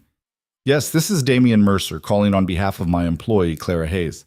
She needs a prenatal appointment scheduled as soon as possible. Today, if you have availability. A pause. Yes, I'll hold. Damian, you can't just... He held up a finger. Yes, I'm here. 3 o'clock this afternoon? Perfect. She'll be there. He gave Clara's information, then hung up. You have an appointment at 3. Don't argue. I was going to say thank you. Oh. He looked slightly embarrassed. You're welcome. They sat in awkward silence for a moment. For what it's worth, Damian said, you're not a liability. You're one of the best hires I've ever made. And when you go on leave, I'll probably fall apart, but I'll manage. That's what Jeffrey's for. Clara felt tears threatening again. These hormones are ridiculous. Isabel cried at commercials when she was pregnant, cried at the news, cried because I brought home the wrong kind of pickles. His expression softened with memory. It's normal. Let yourself feel it. It was the most personal thing he'd ever shared with her. Clara didn't know what to do with it, except nod. The rest of the day passed in a blur. At 3, Clara left for her appointment. Dr. Reeves was a kind woman in her 50s who didn't comment on the long gap between visits. Everything looks good, she said, moving the ultrasound wand across Clara's belly. Strong heartbeat, good growth. You're measuring right on track. Can you tell what it is? Want to know? Clara hesitated. Knowing made it real. But it was already real, wasn't it? Yes. You're having a girl. A girl. Clara stared at the grainy image on the screen. Her daughter, moving and growing and completely dependent on Clara not screwing this up. I'm not ready, she whispered. Nobody is, Dr. Reeves said gently. But you'll figure it out. You've gotten this far, haven't you? Clara drove back to the office in a daze. A daughter. She was having a daughter. When she got back, Damian was in a meeting. She sat at her desk and put her hand on her stomach, feeling the slight curve that would keep growing until she couldn't hide it anymore. Her phone buzzed. Emma. Dinner tonight? My treat. Haven't seen you in forever. Clara started to type an excuse, then stopped. She'd been putting Emma off for weeks, buried in work and secrets. Yes. 7 p.m. Your favorite place. At 6:30, Damian emerged from his meeting looking exhausted. How'd it go? He asked. Good. Healthy. Everything's on track. Good. He paused. Clara, about tomorrow night. If at any point you're uncomfortable or you need to leave, just say the word. Don't push yourself for my sake. I'll be fine. I'm serious. Pregnant women and 4-hour galas don't mix. You start feeling tired or sick, we leave. No argument. Okay. He nodded and went back to his office. Clara met Emma at their favorite Vietnamese place, a hole in the wall that made pho so good it should have been illegal. Emma was already there, looking healthier than she had in months. You look good, Clara said, sliding into the booth. I feel good. The new medication is helping. Emma studied her sister. You look tired. I'm always tired. No, like really tired. Are you sleeping? Not enough. Work is crazy. Work is always crazy. That's not new. Emma narrowed her eyes. What's going on with you? And don't say nothing, because I know you better than that. Clara took a breath. It was time. I'm pregnant. Emma's chopsticks clattered onto the table. What? 16 weeks. It's a girl. I found out today. 16? Clara, why didn't you tell me? Because I was scared. Because everything's been so chaotic, and I didn't know how to handle it, and I just kept putting it off. Emma reached across the table and grabbed Clara's hands. Are you okay? Is the baby okay? We're both fine. I saw the doctor today. Everything's healthy. And the father? Gone. Has been since I told him. What an asshole. Yeah. Emma squeezed her hands tighter. You know I'm here for you, right? Whatever you need. I know. I'm supposed to be taking care of you. Not the other way around. Clara, you don't have to do everything alone. You've been killing yourself to save me, and I'm grateful. I am. But you can't keep sacrificing yourself. Emma's voice cracked. I want you to have a life too. I want you to be happy. Clara felt the tears coming and didn't fight them this time. I don't know how to do this. I don't know how to be a mother. Nobody does until they are. But you've basically been my mother since we were kids. You know more than you think. They talked through dinner, making plans. Emma insisted on helping with the baby when she came. Clara insisted Emma focus on her own health. They argued and laughed, and by the end of the meal, Clara felt lighter than she had in months. Saturday arrived too quickly. The car picked Clara up at 6, as promised. She wore the black gown and heels that hurt, but looked good, and the makeup she'd applied with a shaking hand. She looked elegant and professional, and nothing like the terrified woman underneath. Damien was already in the car, wearing a tuxedo that probably cost more than Clara's monthly rent. He looked good, too good. She tried not to notice. "You look nice," he said. "So do you." They drove in silence to the venue, a historic mansion on the edge of the city that had been converted into an event space. Cars lined the driveway, all expensive, all gleaming. "Ready?" Damien asked as they pulled up. "No." "Me neither. Let's go." The gala was exactly what Damien had described. Wealthy people in expensive clothes, drinking expensive wine, and talking about charity like it was a hobby. A massive portrait of Isabel Mercer hung near the entrance. She'd been beautiful, blonde and laughing, caught mid-motion in the photograph like she couldn't sit still long enough for a proper picture. Clara watched Damien see the portrait, watched something shudder behind his eyes. "I forgot they always display that one," he said quietly. "We can leave." "No, I committed to this." He straightened his shoulders. "Let's get it over with." They entered together. Immediately, people swarmed. Isabel's parents, looking older than their years and genuinely happy to see Damien despite the circumstances. Board members who wanted to discuss business. Society women who air-kissed and asked about Oliver with that particular tone that suggested they thought he should be institutionalized. Clara stayed close, running interference like Damien had asked. When conversations got too personal, she'd interrupt with a polite excuse about the speech prep. When someone asked Damien how he was really doing, she'd steer him towards safer topics. 2 hours in, Damien was called to the stage. The room quieted. All eyes turned to him. He stood at the podium, looking out at the crowd, and for a terrible moment Clara thought he might just walk off. But then he started speaking. "Thank you all for being here tonight to honor Isabel's memory and continue the work she cared about so deeply. My wife believed that healthcare was a right, not a privilege. She believed that no one should have to choose between saving a life and financial ruin. She believed that caregivers, the people who sacrifice everything to care for others, deserve support, not just admiration." His voice was steady, professional, but Clara could see his hands gripping the podium. 3 years ago, I lost Isabel, but I gained something too. My son, Oliver. And through him, I've learned what it means to be a caregiver. What it costs. The sleepless nights, the constant worry, the feeling that you're never doing enough no matter how hard you try. Clara's throat tightened. That's why tonight, I'm proud to announce a major expansion of the Isabel Mercer Family Support Initiative. We're tripling our funding for families managing chronic illness. We're creating resource centers in 12 cities to provide counseling, financial planning, and respite care. We're partnering with hospitals to ensure no caregiver has to navigate the system alone. Applause started. This initiative exists because of people like my assistant, Clara Hayes. Damien looked directly at her in the crowd. People who work themselves to exhaustion saving the people they love, who skip meals so their sister can afford medicine, who collapse at their desks because they've forgotten what it means to take care of themselves. Clara felt every eye in the room turn to her. Her face burned. "We see you. We're here for you. And in Isabel's name, we're going to make sure you're not alone anymore." The applause was thunderous. People stood. Damien left the stage and walked directly to Clara. "I didn't ask if I could use your story," he said quietly. "I'm sorry if that was—" "It was perfect," Clara interrupted. "It was exactly right." For a moment, they just looked at each other. Then Isabel's mother swept in, pulling Damien into a teary embrace, and the moment broke. The rest of the evening blurred. More conversations, more handshakes, more questions Clara deflected. By 10 p.m., she was exhausted, and her feet were killing her, and the baby was doing something that felt like gymnastics. "I need air," she told Damien. "Come on."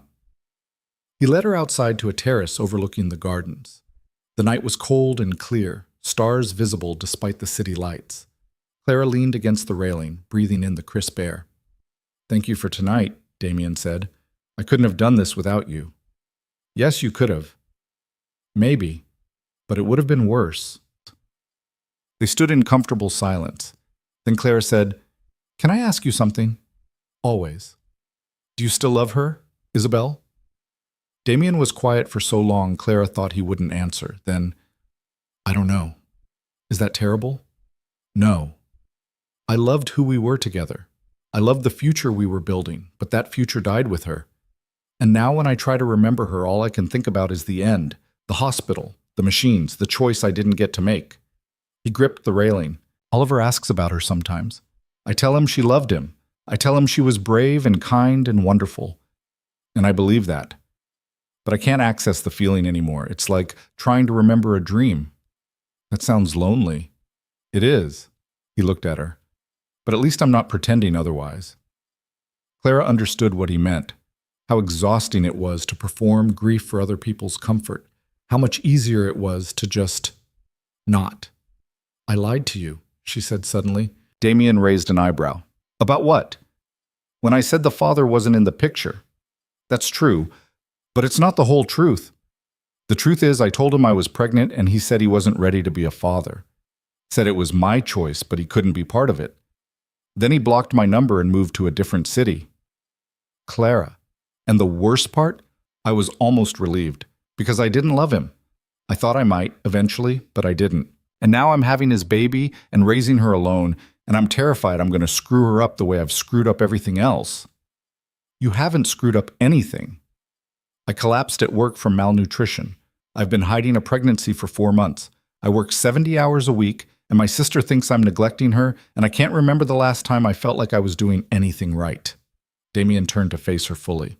"You want to know what I see when I look at you? I see someone who's holding together a life that should have broken her by now. I see someone who shows up every single day even when it hurts. I see someone who's going to be an incredible mother because she already knows how to love someone more than herself." Claire's eyes filled with tears. "That's the hormones talking. That's the truth talking." His voice was firm. "You're allowed to be scared, Clara, but you're not alone. Not anymore." Something shifted between them then, something Clara felt but couldn't name. The air felt charged, like right before a storm. She should step back. This was her boss. This was inappropriate. This was... "Clara," Damien's voice was rough. "I need to tell you something." Her heart was hammering. "Okay. This job, working with you, it's been..." He stopped, searching for words. "When Isabel died, I locked everything down. Emotions, connections, anything that could hurt. I focused on Oliver and work because those were safe, manageable. But you..." He broke off. "You make me feel things I thought I was done feeling. Damien, I know this is complicated. I know you're pregnant with someone else's child and you work for me and the timing is catastrophically bad. But I need you to know that what I feel for you isn't pity or professional respect. It's..." "Stop," Clara said. "Please stop." He stopped. Claire's mind was racing. This was happening too fast. Everything was happening too fast. "I can't do this right now," she said.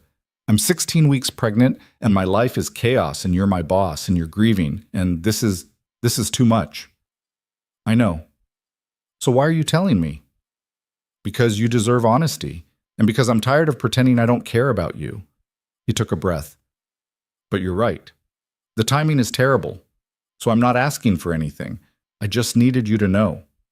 Clara looked at him, really looked at him, at the grief and the hope and the fear all tangled together in his expression. "I need time," she said finally. "I need to figure out my own life before I can think about this. I understand. And this can't affect work. I need this job, Damien. I can't risk it." "It won't, I promise."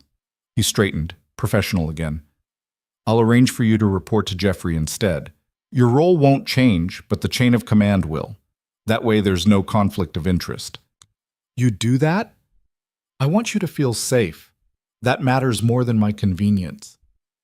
Clara didn't know what to say to that. They stood on the terrace, the party continuing inside without them. and Clara felt the weight of everything pressing down.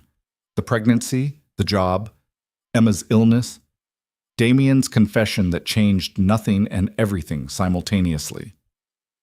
"We should go back inside," she said finally. "Probably." Neither of them moved. Then Clara said quietly, "For what it's worth, I care about you too. I just don't know what to do about it." Damien smiled, a real smile, sad and genuine. "That makes two of us." They went back inside. The party continued. Clara made small talk and deflected questions and watched Damien work the room with practiced ease. At midnight, they finally left. In the car, Clara closed her eyes and put her hand on her belly, feeling her daughter move beneath her palm. "You okay?"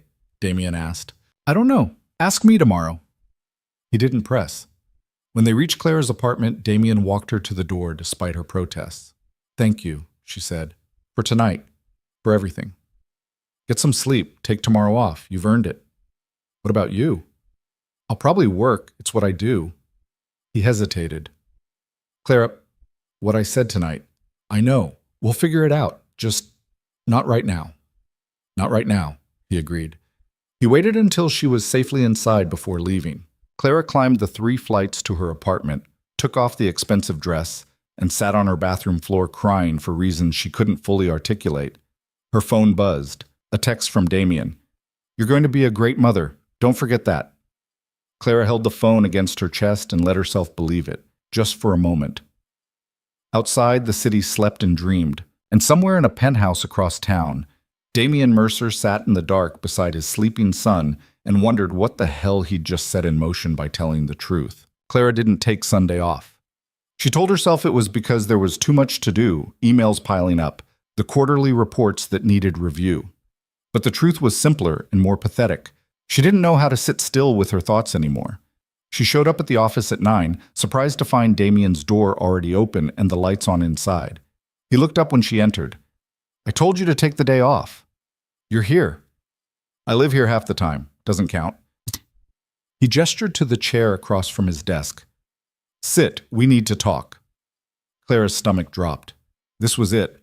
He was going to take back everything he'd said, tell her it was a mistake, restore professional distance. "I spoke with Jeffrey this morning," Damien said. "Starting tomorrow, you'll report directly to him for operational matters. I'll still work with you on projects, but the administrative hierarchy changes. HR is processing the paperwork." "That fast?" "I don't do anything slowly. You know that by now." He leaned back in his chair. "I also want you to start transitioning some of your responsibilities. Not because you're doing anything wrong, but because in 4 months you're going to need to step back. I'd rather build redundancy now than scramble later." Clara felt something crack in her chest. "You're replacing me. I'm protecting you. And the baby. There's a difference." "Sounds the same from where I'm sitting." Damien's expression softened. "Clara, what I said last night, it wasn't a prelude to pushing you out. It was me being honest about something I should have kept to myself until we both had our lives sorted. But that doesn't change the fact that you're pregnant and this job is brutal and something has to give. I can handle it. I know you can. But should you have to?"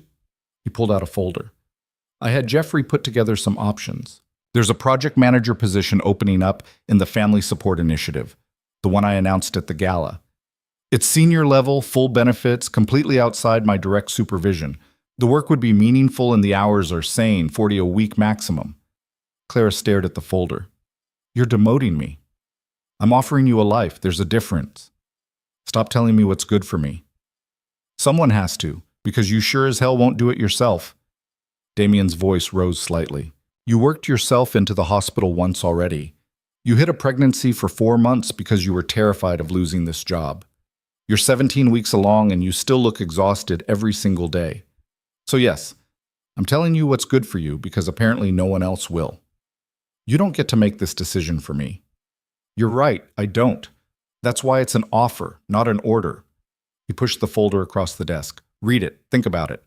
Talk to Emma, talk to your doctor. Hell, talk to Jeffrey. But consider that maybe, just maybe, there's more to life than proving you can survive this job." Clara grabbed the folder and stood. "Is that all?" "No. Damien stood too. I need you to understand something. What I feel for you. It's not going away just because the timing is terrible, but I'm not going to pursue it while you work for me and while you're dealing with everything else. That wouldn't be fair to either of us. So what? We just ignore it? We acknowledge it and we wait. Until you're ready? Until the situation is less complicated?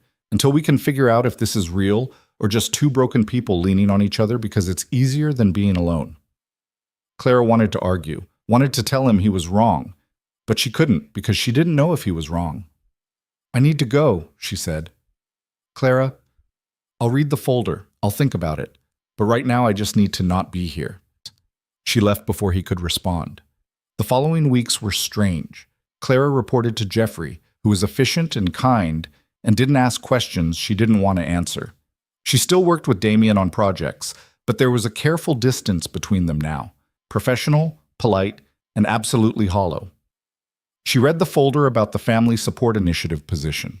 The job description was everything Damien had said: meaningful work, reasonable hours, good pay. It was perfect for someone about to become a single mother. It felt like giving up. Emma noticed the change immediately. You're quieter, she said during one of their dinners. What's going on? Work stuff. It's complicated. Is it about your boss, the one you definitely don't have feelings for? Clara nearly choked on her foe. I never said I had feelings for him. You didn't have to. You talk about him constantly. Damien this, Damien that. Damien made me take the afternoon off for my doctor's appointment. Emma smirked.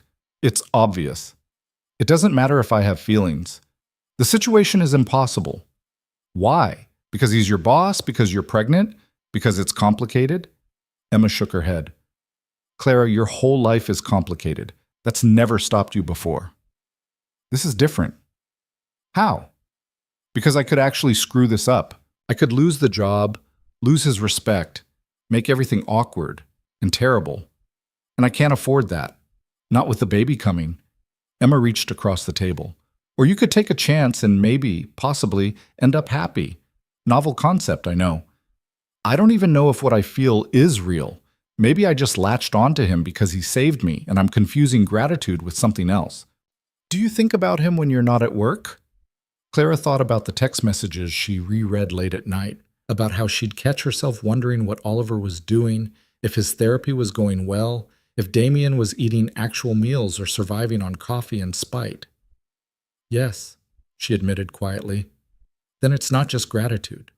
Emma squeezed her hand. But you're right about one thing. You need to figure yourself out first. The job, the baby, what you actually want from life that isn't just survival. Maybe taking that new position isn't giving up. Maybe it's giving yourself permission to breathe. Clara went home that night and pulled out the folder again. She read every page, made notes, ran the numbers. By the time she finished, it was past midnight and she'd made a decision. The next morning, she walked into Jeffrey's office. I want the Family Support Initiative position, she said without preamble. Jeffrey looked up from his computer. You're sure? No, but I think it's the right choice anyway. Mr. Mercer will be pleased. Don't tell him yet. I want to tell him myself. She found Damien in his office during his lunch hour, which meant he was working through lunch as usual. You need to eat, she said, setting a sandwich on his desk. He looked at it, then at her. Is this a bribe? It's basic human care. Accept it gracefully. She sat down. I want the family support position. I'll finish out the month here, train my replacement, and start the new job in January. Something flickered across Damien's face. Relief, maybe, or regret. You're sure this is what you want? I'm sure I can't keep doing this. The hours, the stress, the constant feeling that I'm one crisis away from falling apart. You were right. Something has to give, and it can't be the baby. Thank you for telling me directly. There's something else. Clara took a breath. When I transition out, when I'm not working for you anymore, I'd like to revisit the conversation we had. About feelings. About what this is between us. Damien went very still. You would. Not immediately, not until after the baby comes and I've had time to adjust. But eventually, if you're still interested. Clara, I'm going to be interested 5 years from now. That's not the question. What is the question? Whether you're ready for something real or whether you're just lonely. He said it gently. I've been lonely for 3 years. I know what it makes you do. I don't want us to start something because it's convenient and then wake up 6 months later realizing we made a mistake. So what do? We wait. We figure our lives out separately. And if in 6 months or a year we still feel the same way, then we try. It was the most rational, sensible plan Clara had ever heard. She hated it. Okay, she said. We wait. Okay. They looked at each other across the desk, and Clara thought about how easy it would be to just lean forward, to close the distance, to stop being rational for once in her life. Instead, she stood up. Eat the sandwich. I'll see you in the morning meeting. Clara. She turned back. For what it's worth, Damien's voice was rough. I think you're making the right choice, both about the job and about waiting. I know, she said. That's the worst part. December arrived with early snow and holiday chaos. Clara threw herself into the transition, training a woman named Patricia who was competent and organized and everything an executive assistant should be. It felt like watching someone else step into her life. Oliver's behavioral specialist recommended a new school, a smaller program designed for kids with sensory processing challenges. Damien agonized over the decision for days before finally enrolling him. Clara watched the whole process from her new professional distance and wanted desperately to help in ways that weren't her place anymore. The Family Support Initiative position officially started January 2nd. Clara would have 6 weeks to settle in before her maternity leave began in mid-February. It was tight, but manageable. Emma's transplant coordinator called with unexpected news. A potential donor match had fallen through for another patient, bumping Emma up the list. It could be months or years, but it was progress. Things are looking up, Emma said, laughing with relief. For both of us. Clara's belly had grown impossible to hide. By mid-December, she was visibly pregnant, wearing maternity clothes and fielding questions from co-workers who were either supportive or invasive depending on their personality. Diane from legal cornered her in the break room. Single mother, I heard. That's brave. I didn't really have a choice in the matter, Clara said dryly. Still, hard to manage a career with a baby and no help. Diane poured herself coffee. Though I suppose the new position is more appropriate for your situation. Clara bit back about 15 different responses and settled on, it's a better fit for what I need right now. Of course, I'm sure Mr. Mercer was very understanding about the whole thing. There was something in Diane's tone that made Clara look up sharply. What's that supposed to mean? Nothing. Just that he's been very generous with you. The promotion, the new position, the schedule accommodations. Some people might think it's favoritism. Some people should mind their own business. Diane smiled thinly. Just friendly advice. Office politics can be tricky, especially for someone in your position. After she left, Clara sat in the break room trying to control her anger. She knew people were talking. She'd heard the whispers, seen the looks. Single and pregnant, working for a widowed single father who was young and rich and looked like he did. Of course, people were going to make assumptions. The fact that some of those assumptions weren't entirely wrong made it worse. She was still sitting there when Jeffrey found her. Diane's an instigator, he said without preamble. Always has been. Don't let her get to you. People think I'm sleeping with him, with Damien. People think lots of things. Doesn't make them true. But what if they think he gave me the new job because of whatever they think is happening? Then they're idiots who don't understand how Mr. Mercer operates. Jeffrey sat down across from her. He created that position because it needed to exist. He offered it to you because you're qualified and because you inspired it in the first place. Everything else is just noise. It doesn't feel like noise. I know, but Clara, you can't live your life worried about what people think. Trust me, I've worked here 15 years. The gossip never stops. You just learn to ignore it. Clara wanted to believe him, but as she walked back to her desk, she felt eyes following her, heard conversations quiet as she passed. That evening, she was packing up when Damien appeared at her desk. Got a minute? She followed him into his office. He closed the door. I heard about Diane, he said. News travels fast. It always does. He leaned against his desk. I want you to know that if anyone, and I mean anyone, makes you uncomfortable or suggests anything inappropriate about our working relationship, you report it immediately. That's harassment, and it won't be tolerated. I can handle office gossip. You shouldn't have to. Not about this. He paused. I'm serious, Clara. I will fire people over this if necessary. Please don't. That'll just make it worse. Then what do you want me to do? Nothing. Just let me handle it. I'm not fragile. I know you're not. But you also shouldn't have to defend yourself against baseless rumors while you're 7 months pregnant and trying to transition jobs. Clara felt her eyes sting. Damn hormones. Why do you care so much? You know why. We agreed to wait. We did. Doesn't change how I feel, just changes what I do about it. Damien ran a hand through his hair. Look, I'm not going to fire Diane for being a gossip, but I am going to make it very clear that there are professional boundaries that everyone in this company needs to respect, including her. Thank you. You don't have to thank me for basic decency. I do when it feels like basic decency is in short supply lately. They stood in silence for a moment. Then Damien said, Oliver asked about you yesterday. He did? Wanted to know why you don't come to the office anymore. I told him you got a new job helping families. He said that's good because families need help. Damien's expression softened. He likes you. He doesn't like many people. I like him too. He's a good kid. He is, even when he's biting other children and having meltdowns in music class. Damien smiled slightly. The new school starts in January. I'm terrified he'll hate it. He won't. Kids are resilient. So everyone keeps telling me. He looked at her carefully. How are you doing? Really? Tired, stressed, excited, and terrified about the baby, the usual. Have you thought about what happens after? Childcare, support system, all of that? I'm working on it. Emma's going to help when she can. There's a daycare near the new office that has infant care. I'll figure it out. And the father? Is he? He's not in the picture. Won't be in the picture. I've accepted that. Damien nodded slowly. For what it's worth, he's an idiot. But his loss is going to be your daughter's gain. Clara felt her throat tighten. You keep saying things like that. Because they're true. Or because you're a good person who sees the best in people even when they don't deserve it. I'm not that good. Ask anyone who's tried to negotiate a merger with me. But he was smiling now. Go home, Clara. Get some rest. Tomorrow's your last Monday as my EA. Let's make it count.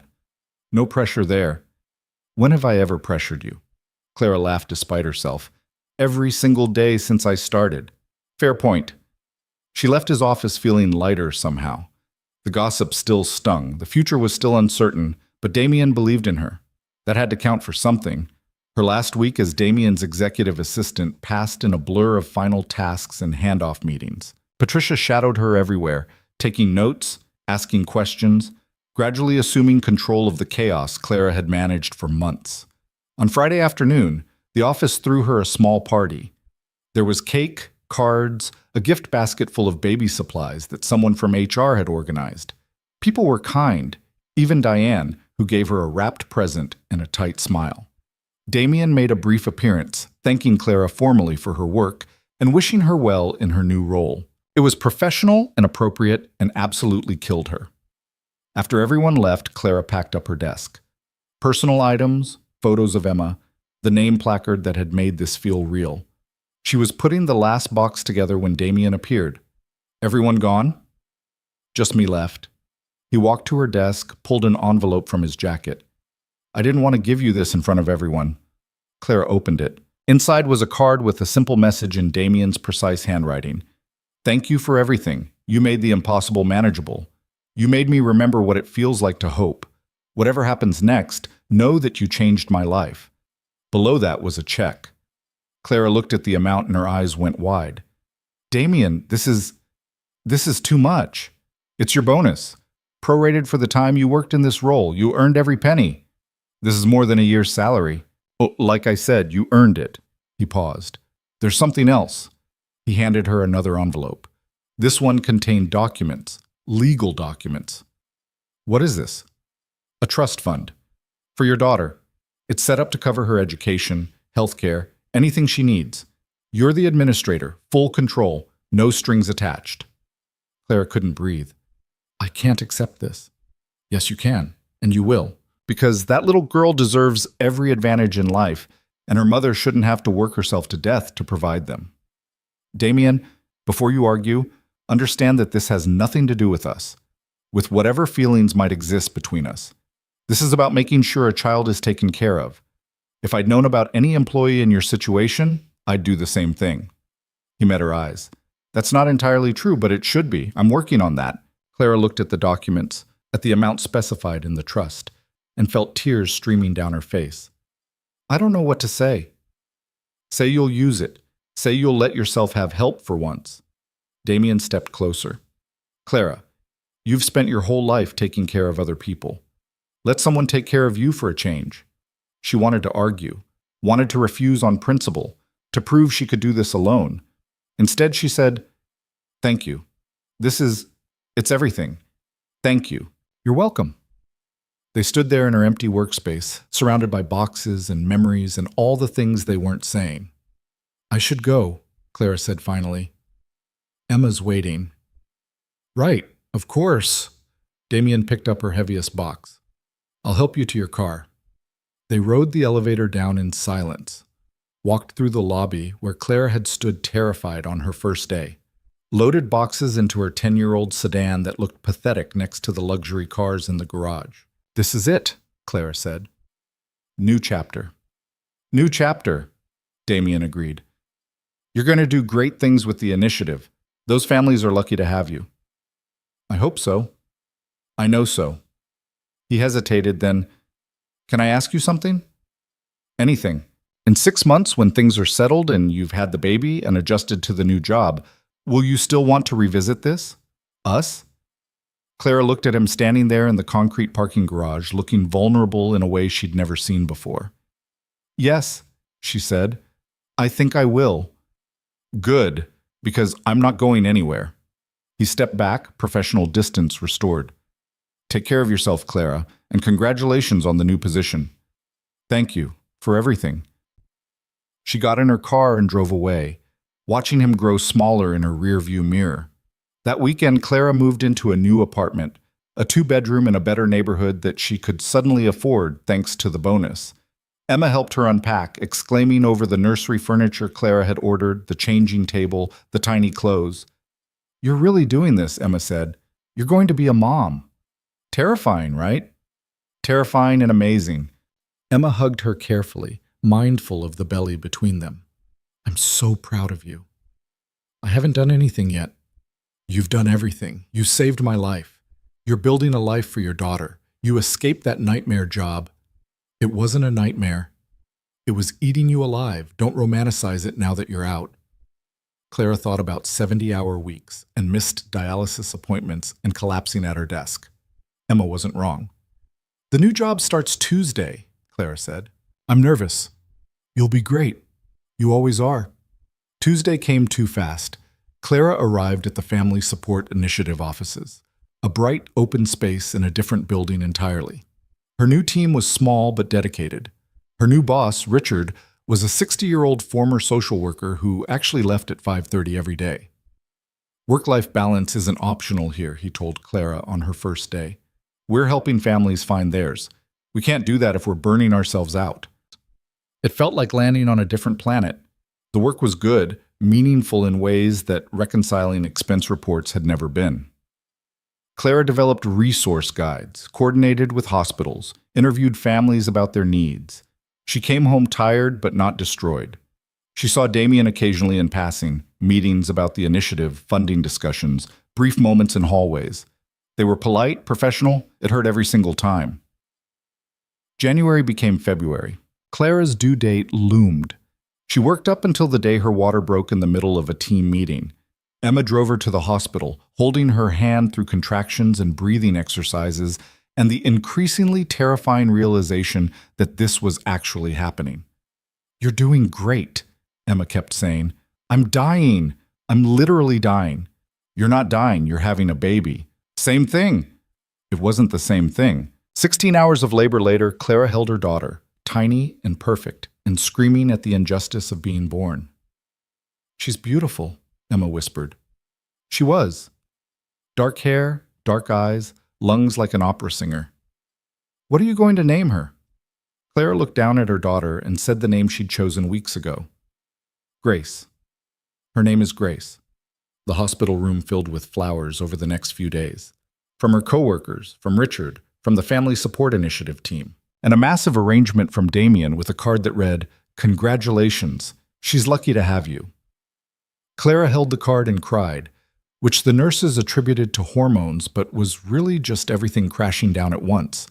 Relief and fear and gratitude and love for this tiny human she was responsible for keeping alive. Emma stayed with her the first week home, helping with feedings and diaper changes, and the terrifying middle-of-the-night moments when Clara was sure she was doing everything wrong.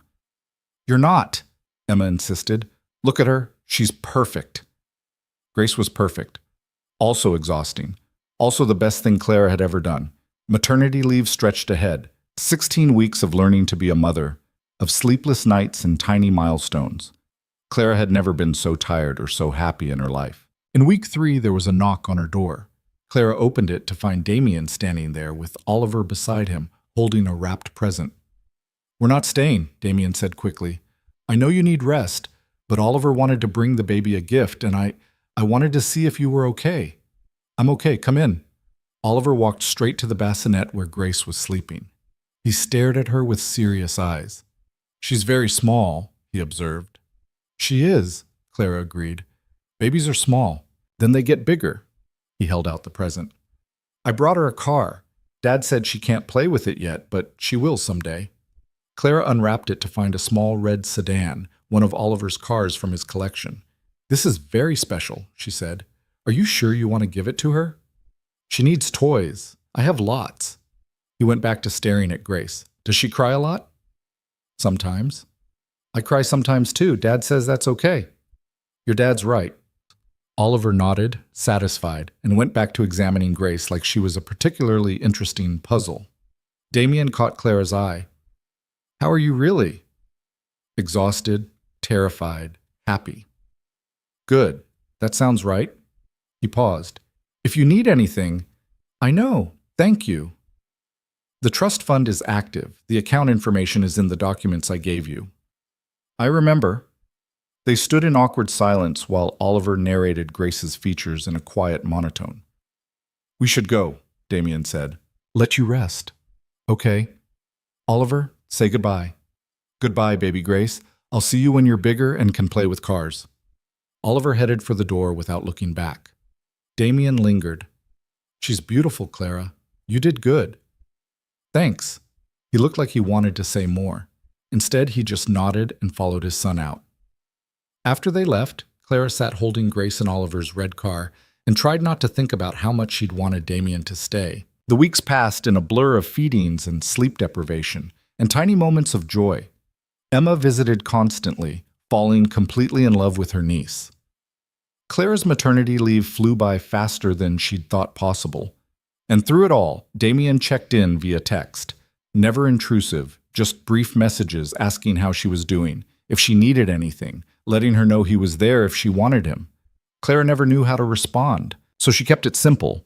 Updates about Grace, thank yous for his concern, nothing that acknowledged the bigger questions hanging between them. By week 12, Clara was starting to feel almost human again. By week 14, she was actually sleeping in 3-hour stretches.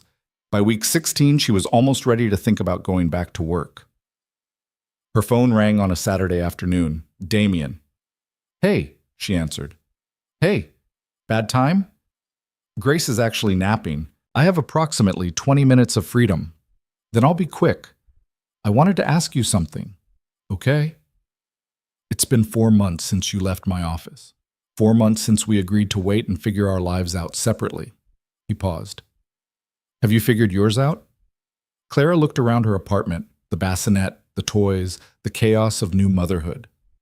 "I don't think I'll ever have it completely figured out, but I'm getting there." "Good, because I'd like to take you to dinner, not as your former boss, not as some kind of professional courtesy, just as someone who cares about you and wants to spend time with you without office politics or pregnancy complications or timing disasters getting in the way." Clara's heart hammered. "Like a date." Exactly like a date. "I have a 4-month-old baby. I have a 4-year-old son. We'll figure out the logistics." "Damien, if you're not ready, say so. I'll wait. I'll wait another year if that's what you need. But Clara, I've been waiting 3 years to feel anything close to what I feel for you. I don't want to waste any more time if you feel the same way. Clara closed her eyes. This was it, the moment she'd been thinking about for months. Yes, she said. I'd like that. I'd like to have dinner with you. She could hear the smile in his voice. Yeah? Yeah, just, can we take it slow? I'm still figuring out how to be a mother and I don't want to mess this up. Slow is good. Slow is perfect. He paused. How about next Saturday? I'll arrange childcare for both of them. We'll go somewhere quiet where we can actually talk. Okay. Yes, Saturday works.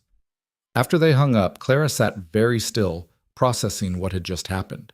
She'd said yes to Damian Mercer, to possibility, to something that might actually make her happy instead of just surviving. Grace woke up crying, and Clara picked her up, holding her close. Your mom is going on a date, she whispered, which is terrifying, but maybe also okay. Grace made a noise that could have been agreement or gas. Clara decided it was agreement.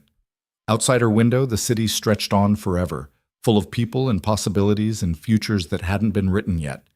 And for the first time in longer than she could remember, Clara felt like maybe, just maybe, hers was going to turn out all right. Saturday arrived with the kind of nervous energy Clara hadn't felt since high school. She changed outfits 3 times, cursed her postpartum body, and finally settled on a simple dress that Emma insisted made her look beautiful instead of exhausted. You're overthinking this, Emma said, bouncing Grace on her hip. It's just dinner. It's not just dinner, it's dinner with Damian, my former boss who I've had feelings for since approximately week 2 of working for him, and who happens to be a billionaire widower with a traumatized kid, and… Clara stopped, breathless. I'm going to screw this up. You're not going to screw this up. You're going to have a nice meal with a nice man who clearly adores you. Grace and I will be fine here. Won't we, sweet girl? Grace gurgled in response. The doorbell rang at exactly 7. Clara opened it to find Damian in dark jeans and a button-down that made him look less like a CEO and more like a regular person. It was unsettling. Hi, he said. Hi. They stared at each other for a beat too long. You look beautiful, Damian said finally. You look nervous. I am nervous. Haven't done this in about 5 years. That makes 2 of us. Clara grabbed her purse. Emma, we'll be back by… Take your time. We're good here. Go. Have fun. Remember what that feels like. The restaurant Damian chose was small and quiet, tucked into a neighborhood Clara had never been to. No cameras, no society people, no chance of running into anyone from Mercer Global. I asked Jeffrey for recommendations, Damian explained as they were seated. Specifically requested somewhere no one would recognize us. Worried about the gossip? Worried about you having to deal with the gossip. There's a difference. They ordered wine, just 1 glass for Clara since she was still nursing, and fell into the kind of awkward small talk that happened when 2 people knew too much about each other's lives but had never actually dated. How's Oliver adjusting to the new school? Clara asked. Better than I expected. He actually has a friend now. A girl named Maya, who also lines up her crayons by color. They don't really talk to each other. They just organize things side by side. His therapist says it's progress. That's great. Yeah, Damian smiled. He asks about Grace sometimes. Wants to know when she'll be big enough to play with cars. Probably another year at least. I told him that. He's already planning which cars he'll give her. He's very specific about it. Clara laughed. He's a good kid. He is, even when he's impossible. Damian paused. How are you doing? Really doing, not the polite answer. Clara considered lying, then decided against it. I'm tired all the time. Grace still wakes up every 3 hours.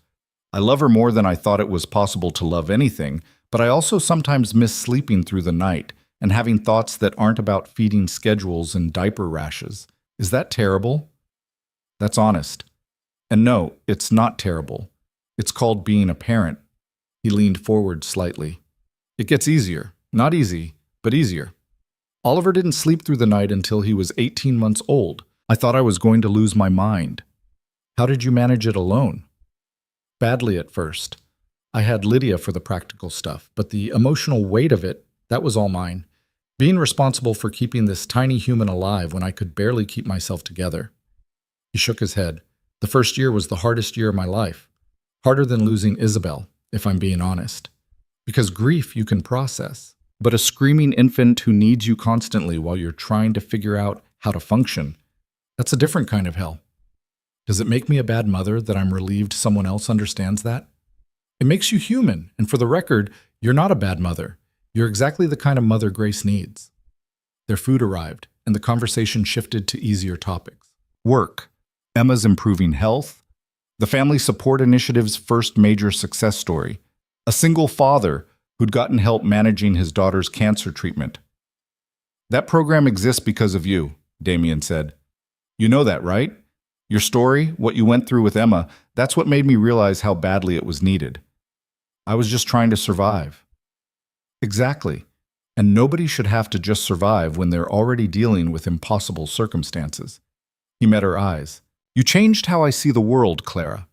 Made me remember that business isn't just about profit margins and market share. It's about people, real people with real problems who need real solutions. Clara's throat felt tight. You would have figured that out eventually. Maybe. But you accelerated it. Gave me a reason to care about something other than Oliver and work. He reached across the table, then hesitated. Can I hold your hand? Or is that moving too fast? Clara put her hand in his. His palm was warm, slightly calloused from whatever rich people did that gave them calluses. This okay? He asked. This is okay. They sat like that while they finished dinner, hands linked across the table, talking about everything and nothing. It felt easy in a way Clara hadn't expected. No pressure, no performance, just two people who'd been through separate versions of hell trying to figure out if they could build something together. After dinner, Damien drove her home but didn't immediately let her out of the car. I need to tell you something, he said. Clara's stomach dropped. That sounds ominous. It's not. I need you to understand where I'm at. With this. With us. He turned to face her. When Isabel died, I locked everything down, told myself I was done with relationships, done with risking that kind of pain again. Oliver was enough. Work was enough. I didn't need anything else. I understand that. But then you showed up in my hospital room terrified of losing your job, and something shifted. You were so fierce about protecting your sister, so determined to keep going even when you were falling apart. And I recognized that. The determination, the fear, the absolute refusal to give up. He paused. You reminded me what strength actually looks like. Not the corporate version, not the fake-it-till-you-make-it version. Real strength, the kind that shows up even when it hurts. Clara didn't know what to say to that. I'm not good at this, Damien continued. The romance thing, the dating thing. I'm probably going to screw it up in ways I can't predict, but I want to try. With you. If you're willing to be patient with me while I figure it out. I'm not good at it either. I got pregnant by a guy who disappeared the second things got real. My track record is not impressive. Then we'll be disasters together. Seems fair. Clara laughed despite the tears suddenly burning in her eyes. When did you get funny? I've always been funny. You were just too busy keeping me alive to notice. She leaned across the console and kissed him. It was brief, tentative, perfect. When they pulled apart, Damien was smiling. So we're doing this? We're doing this, slowly, with realistic expectations and full acknowledgement that we both have complicated lives and kids who need us. Slowly, realistic, got it. He kissed her again, longer this time. How slow are we talking? Slow enough that I don't completely panic, fast enough that I don't lose my nerve. I can work with that. The next few months unfolded in a careful dance. Dates when they could manage them, which wasn't often with two kids and demanding jobs. Damien would come over after Grace was asleep and they'd talk on Clara's couch until midnight, learning each other in increments. Clara would meet him for lunch sometimes. Stolen hours where they could pretend they were normal people without the weight of everything else. Oliver and Grace became a strange kind of unit. Oliver would visit and narrate everything Grace did in his serious monotone. Baby Grace is holding her foot. Now she's putting it in her mouth. That's not very clean, but Dad says babies do that. He's weirdly good with her, Clara told Damien during one visit. He likes that she doesn't talk back. Most kids overwhelm him, but Grace just exists near him. It works. Emma watched the whole thing unfold with obvious satisfaction. I knew you two would figure it out. We haven't figured anything out. We're just seeing where this goes. Clara, he looks at you like you hung the moon, and you look at him like he's the first person who's ever actually seen you. That's not seeing where this goes. That's falling in love. Don't say that. Why not? You scared it'll jinx it? I'm scared it's too good to be true, that something's going to go wrong and I'll lose it all. Emma grabbed her hand. You can't live your life afraid of losing things. Sometimes you just have to trust that good things happen to you too.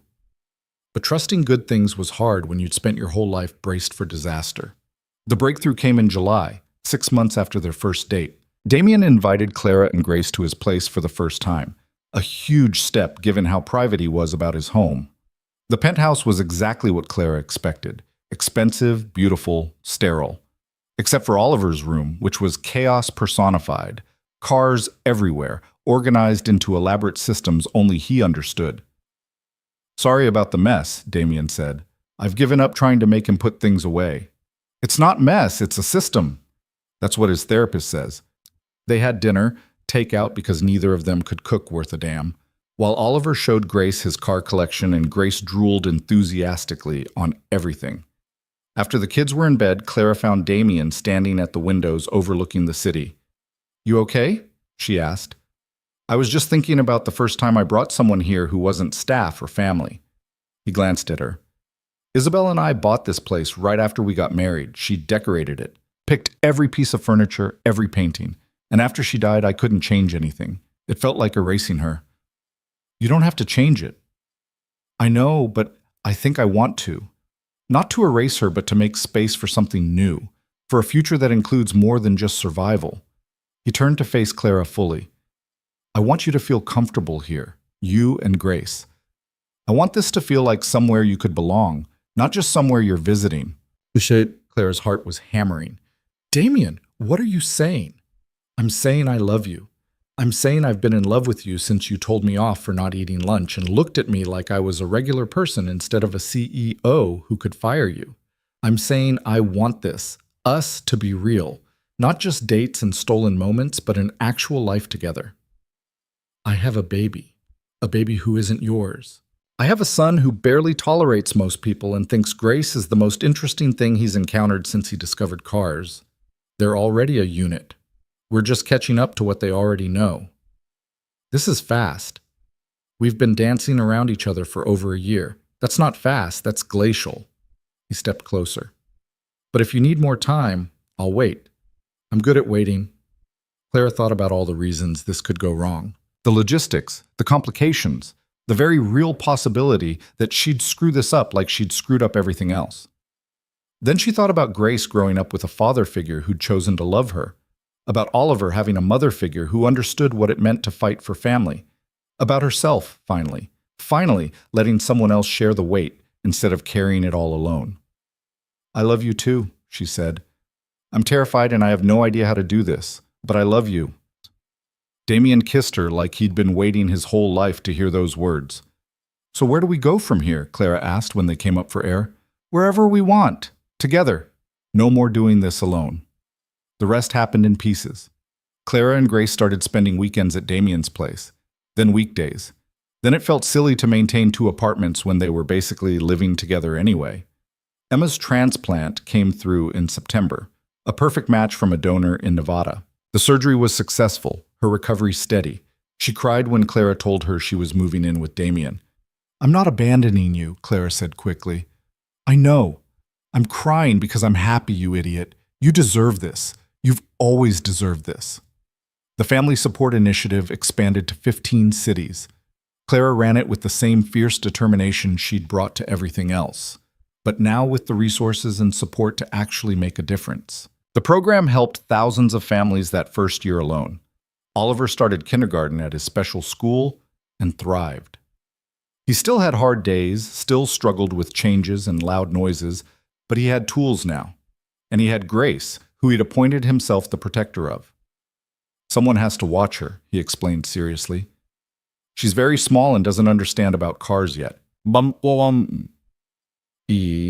Grace learned to crawl, then walk, then say Ollie as her first word, which delighted Oliver so much he actually smiled, a rare event. Clara and Damien figured out the logistics of blended family life in fits and starts. There were arguments about discipline and schedules and whose approach to parenting was right. There were moments when the past threatened to drown them both.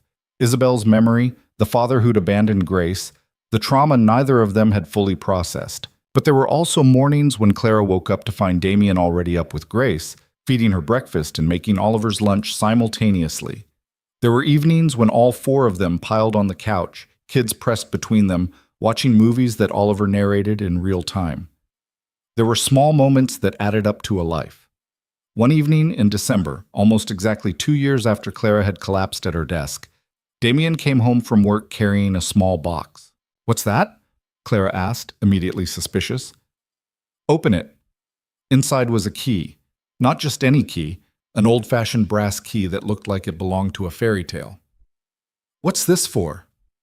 "Remember when I told you this place felt like a museum, that it was Isabel's space, not mine?"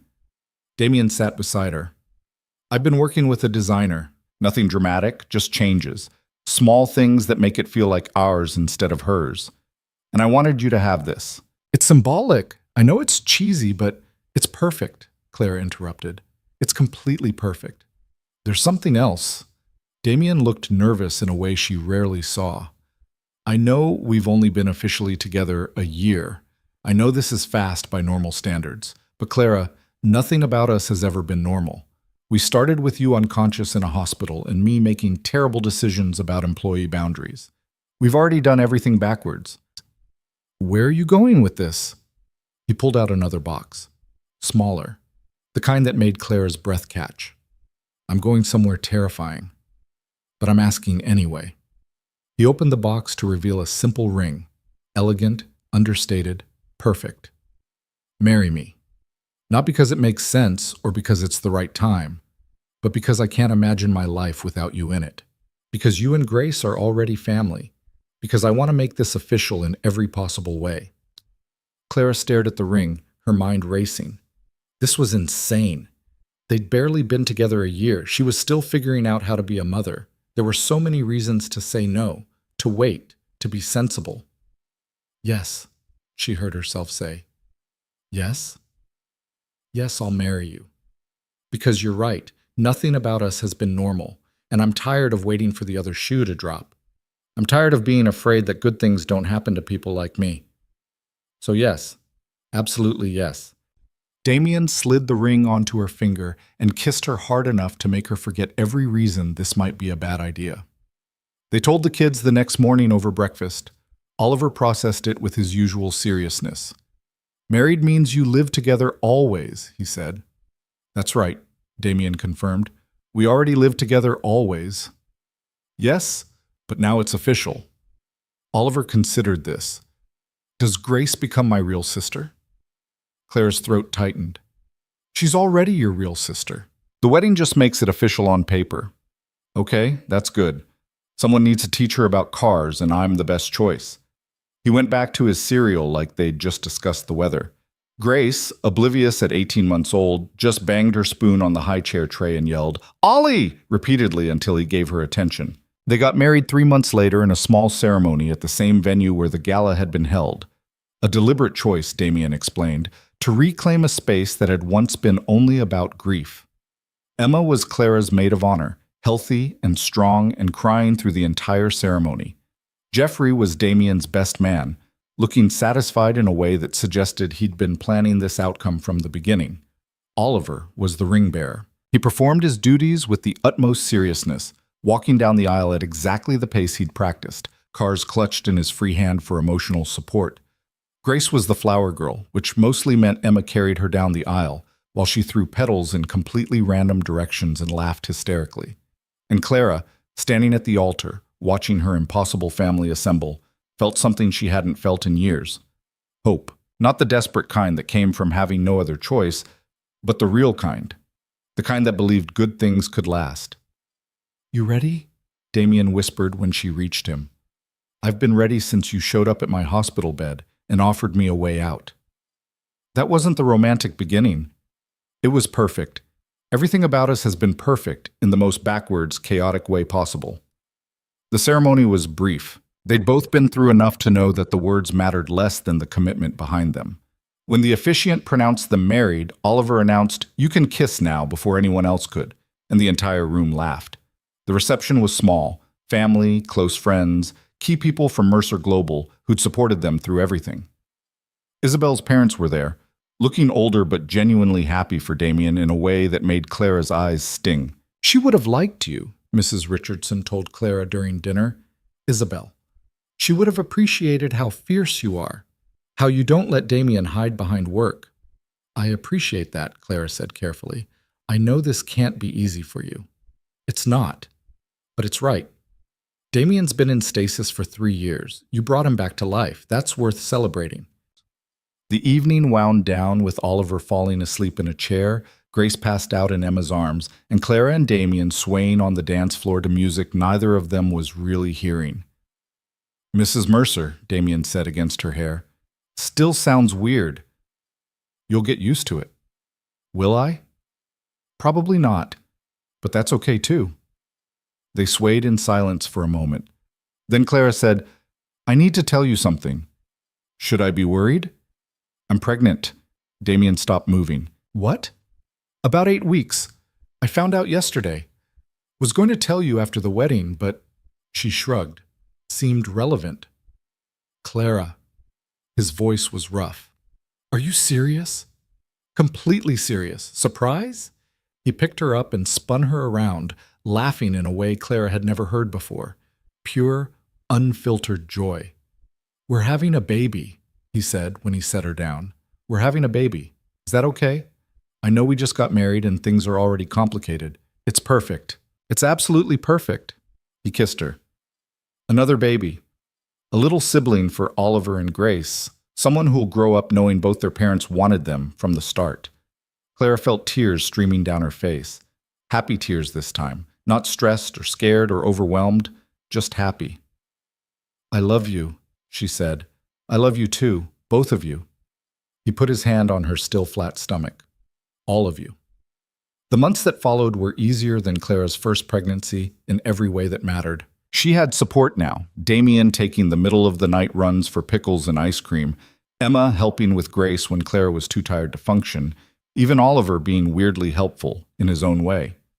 "The baby will need a car," he announced one day. "I'm making a list of acceptable options." The Family Support Initiative hired more staff, allowing Clara to scale back her hours as her pregnancy progressed. She worked from home most days, managing the program remotely while wrangling a toddler and dealing with morning sickness. Emma's transplant continued to hold. She was healthier than she'd been in years, dating someone she'd met at a transplant support group, building her own life now that she wasn't constantly in medical crisis. "I'm proud of you," she told Clara one afternoon while they watched Grace and Oliver play. "You built this. A family, a career, a life. You did it." "We did it. I couldn't have survived without you." "You would have. You're the strongest person I know." Emma paused. "But I'm glad you didn't have to." In May, Clara gave birth to a son they named James, after no one in particular, just because they liked the name. He came into the world screaming just like Grace had, but this time Clara wasn't alone. Damien was there, holding her hand, crying when their son was placed in her arms.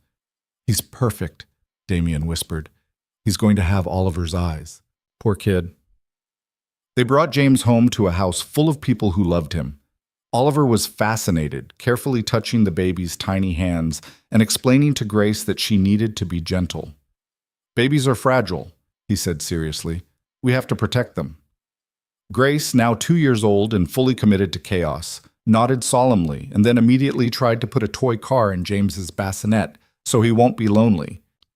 That night, after the kids were finally all asleep, Clara found Damien on the terrace overlooking the city. He was holding the same brass key he'd given her over a year ago. "What are you doing with that?" she asked. "Just thinking about how much has changed. This time 3 years ago, I was barely surviving, just going through the motions, trying to keep Oliver alive and the company running. I didn't think I'd ever feel anything again. And now? Now I feel everything. It's terrifying and wonderful, and I wouldn't change it for anything." He pulled her close. "You saved me, you know. Not just from the loneliness, but from the numbness. You made me remember what it felt like to be alive. You saved me too, from killing myself trying to be everything for everyone. You taught me it's okay to ask for help. We saved each other then. Good deal. They stood together watching the city lights, and Clara thought about the path that had brought them here. The collapse at her desk that had felt like the end of everything. The hospital room where Damien had offered her a lifeline. The months of dancing around feelings neither of them knew how to handle. The gala where everything had finally broken open. All the small moments that had added up to this. A family, a life, a future that looked nothing like what she'd planned, but everything like what she'd needed. What are you thinking? Damien asked. That I'm happy. Genuinely, completely happy. And I don't remember the last time I felt that. Get used to it. I'm planning on keeping you this happy for the next 50 years minimum. That's a long commitment. I'm good at commitments. Haven't you noticed? Clara laughed and kissed him under the stars, and somewhere inside the house all three of their children slept peacefully, dreaming whatever children dreamed about. The years that followed were far from perfect. There were still hard days, still fights about money and parenting and whose turn it was to get up with a crying baby at 3 a.m. Oliver's challenges didn't disappear. He still had meltdowns, still struggled in ways that broke Damien's heart. Grace turned out to be fearless to the point of terrifying, constantly finding new ways to give Clara heart attacks. James was colicky and stubborn and absolutely refused to sleep through the night until he was almost 2. But there were also birthday parties where all the kids played together. There were family dinners that ended in food fights and laughter. There were quiet Sunday mornings where everyone piled into the big bed and just existed together. There were moments when Clara would look around at her chaotic, imperfect life and feel overwhelmed by gratitude. For Emma's health, for the work that gave her purpose, for the kids who drove her crazy and filled her heart simultaneously, for Damien, who'd seen her at her absolute lowest and decided she was worth fighting for anyway. 5 years after their wedding, the Family Support Initiative won a national award for impact. Clara accepted it on behalf of her team, giving a speech about how everyone deserves support, how no one should have to choose between saving a life and surviving themselves. Damien was in the audience with all 3 kids, Oliver now 9 and doing well in his specialized school, Grace 5 and already reading at a 3rd grade level, James 3 and obsessed with anything his big brother liked. After the ceremony, they all went out for ice cream. James got it all over his face. Grace tried to trade flavors with everyone. Oliver explained in great detail why chocolate was the superior choice based on a statistical analysis he'd apparently conducted. And Clara, watching her ridiculous family be ridiculous together, thought about the woman she'd been 6 years ago. Starving, exhausted, convinced she'd never deserve good things. That woman would never have believed this was possible, this noise, this chaos, this overwhelming amount of love. What? Damien asked, catching her staring. Nothing. Just happy. Still? Still, always. He leaned over and kissed her, and all 3 kids made disgusted noises, and Emma, who joined them for the celebration with her fiancé, laughed so hard she nearly choked on her ice cream. And that was it. That was the life Clara had built from the wreckage of collapsing at her desk. Not perfect, not easy, but real. Messy and loud and filled with people who loved each other despite and because of all their broken pieces. That night, after the kids were finally in bed and the house was quiet, Clara stood in the nursery that was now James's room and remembered the terror she'd felt when she found out she was pregnant with Grace. How alone she'd been. How convinced she'd fail. Damien found her there. You okay? Just thinking about how far we've come. From that hospital room to this. No regrets? Not a single one. She turned to face him. You? Only that I didn't meet you sooner. Could have saved us both a lot of pain. Or we needed the pain to appreciate this, to know how good we have it. Maybe. He wrapped his arms around her from behind, his chin on her shoulder. Either way, I'm keeping you. You and all 3 kids and your sister and this beautiful, chaotic mess we've built together. Good. Because I'm not going anywhere. They stood together in the quiet house, listening to their children breathe in the other rooms, and Clara finally let herself believe what she'd been too scared to accept for years. She deserved this. The love, the family, the happiness, all of it. She'd worked for it, fought for it, survived everything that tried to break her to get here. And now, Finally, she could rest in the knowledge that good things didn't always slip away. Sometimes they stayed, sometimes they grew. Sometimes they became a life worth living. Under the same stars that had witnessed her proposal, her wedding, her darkest moments, and her brightest triumphs, Clara Hayes Mercer closed her eyes and felt peace settle into her bones. She was home. Not in a place, but in a life. With a man who loved her, kids who needed her, work that fulfilled her, and a future that looked nothing like the one she'd imagined, but everything like the one she'd needed all along. And that, she thought as Damien led her back to their bedroom, was more than enough. It was everything.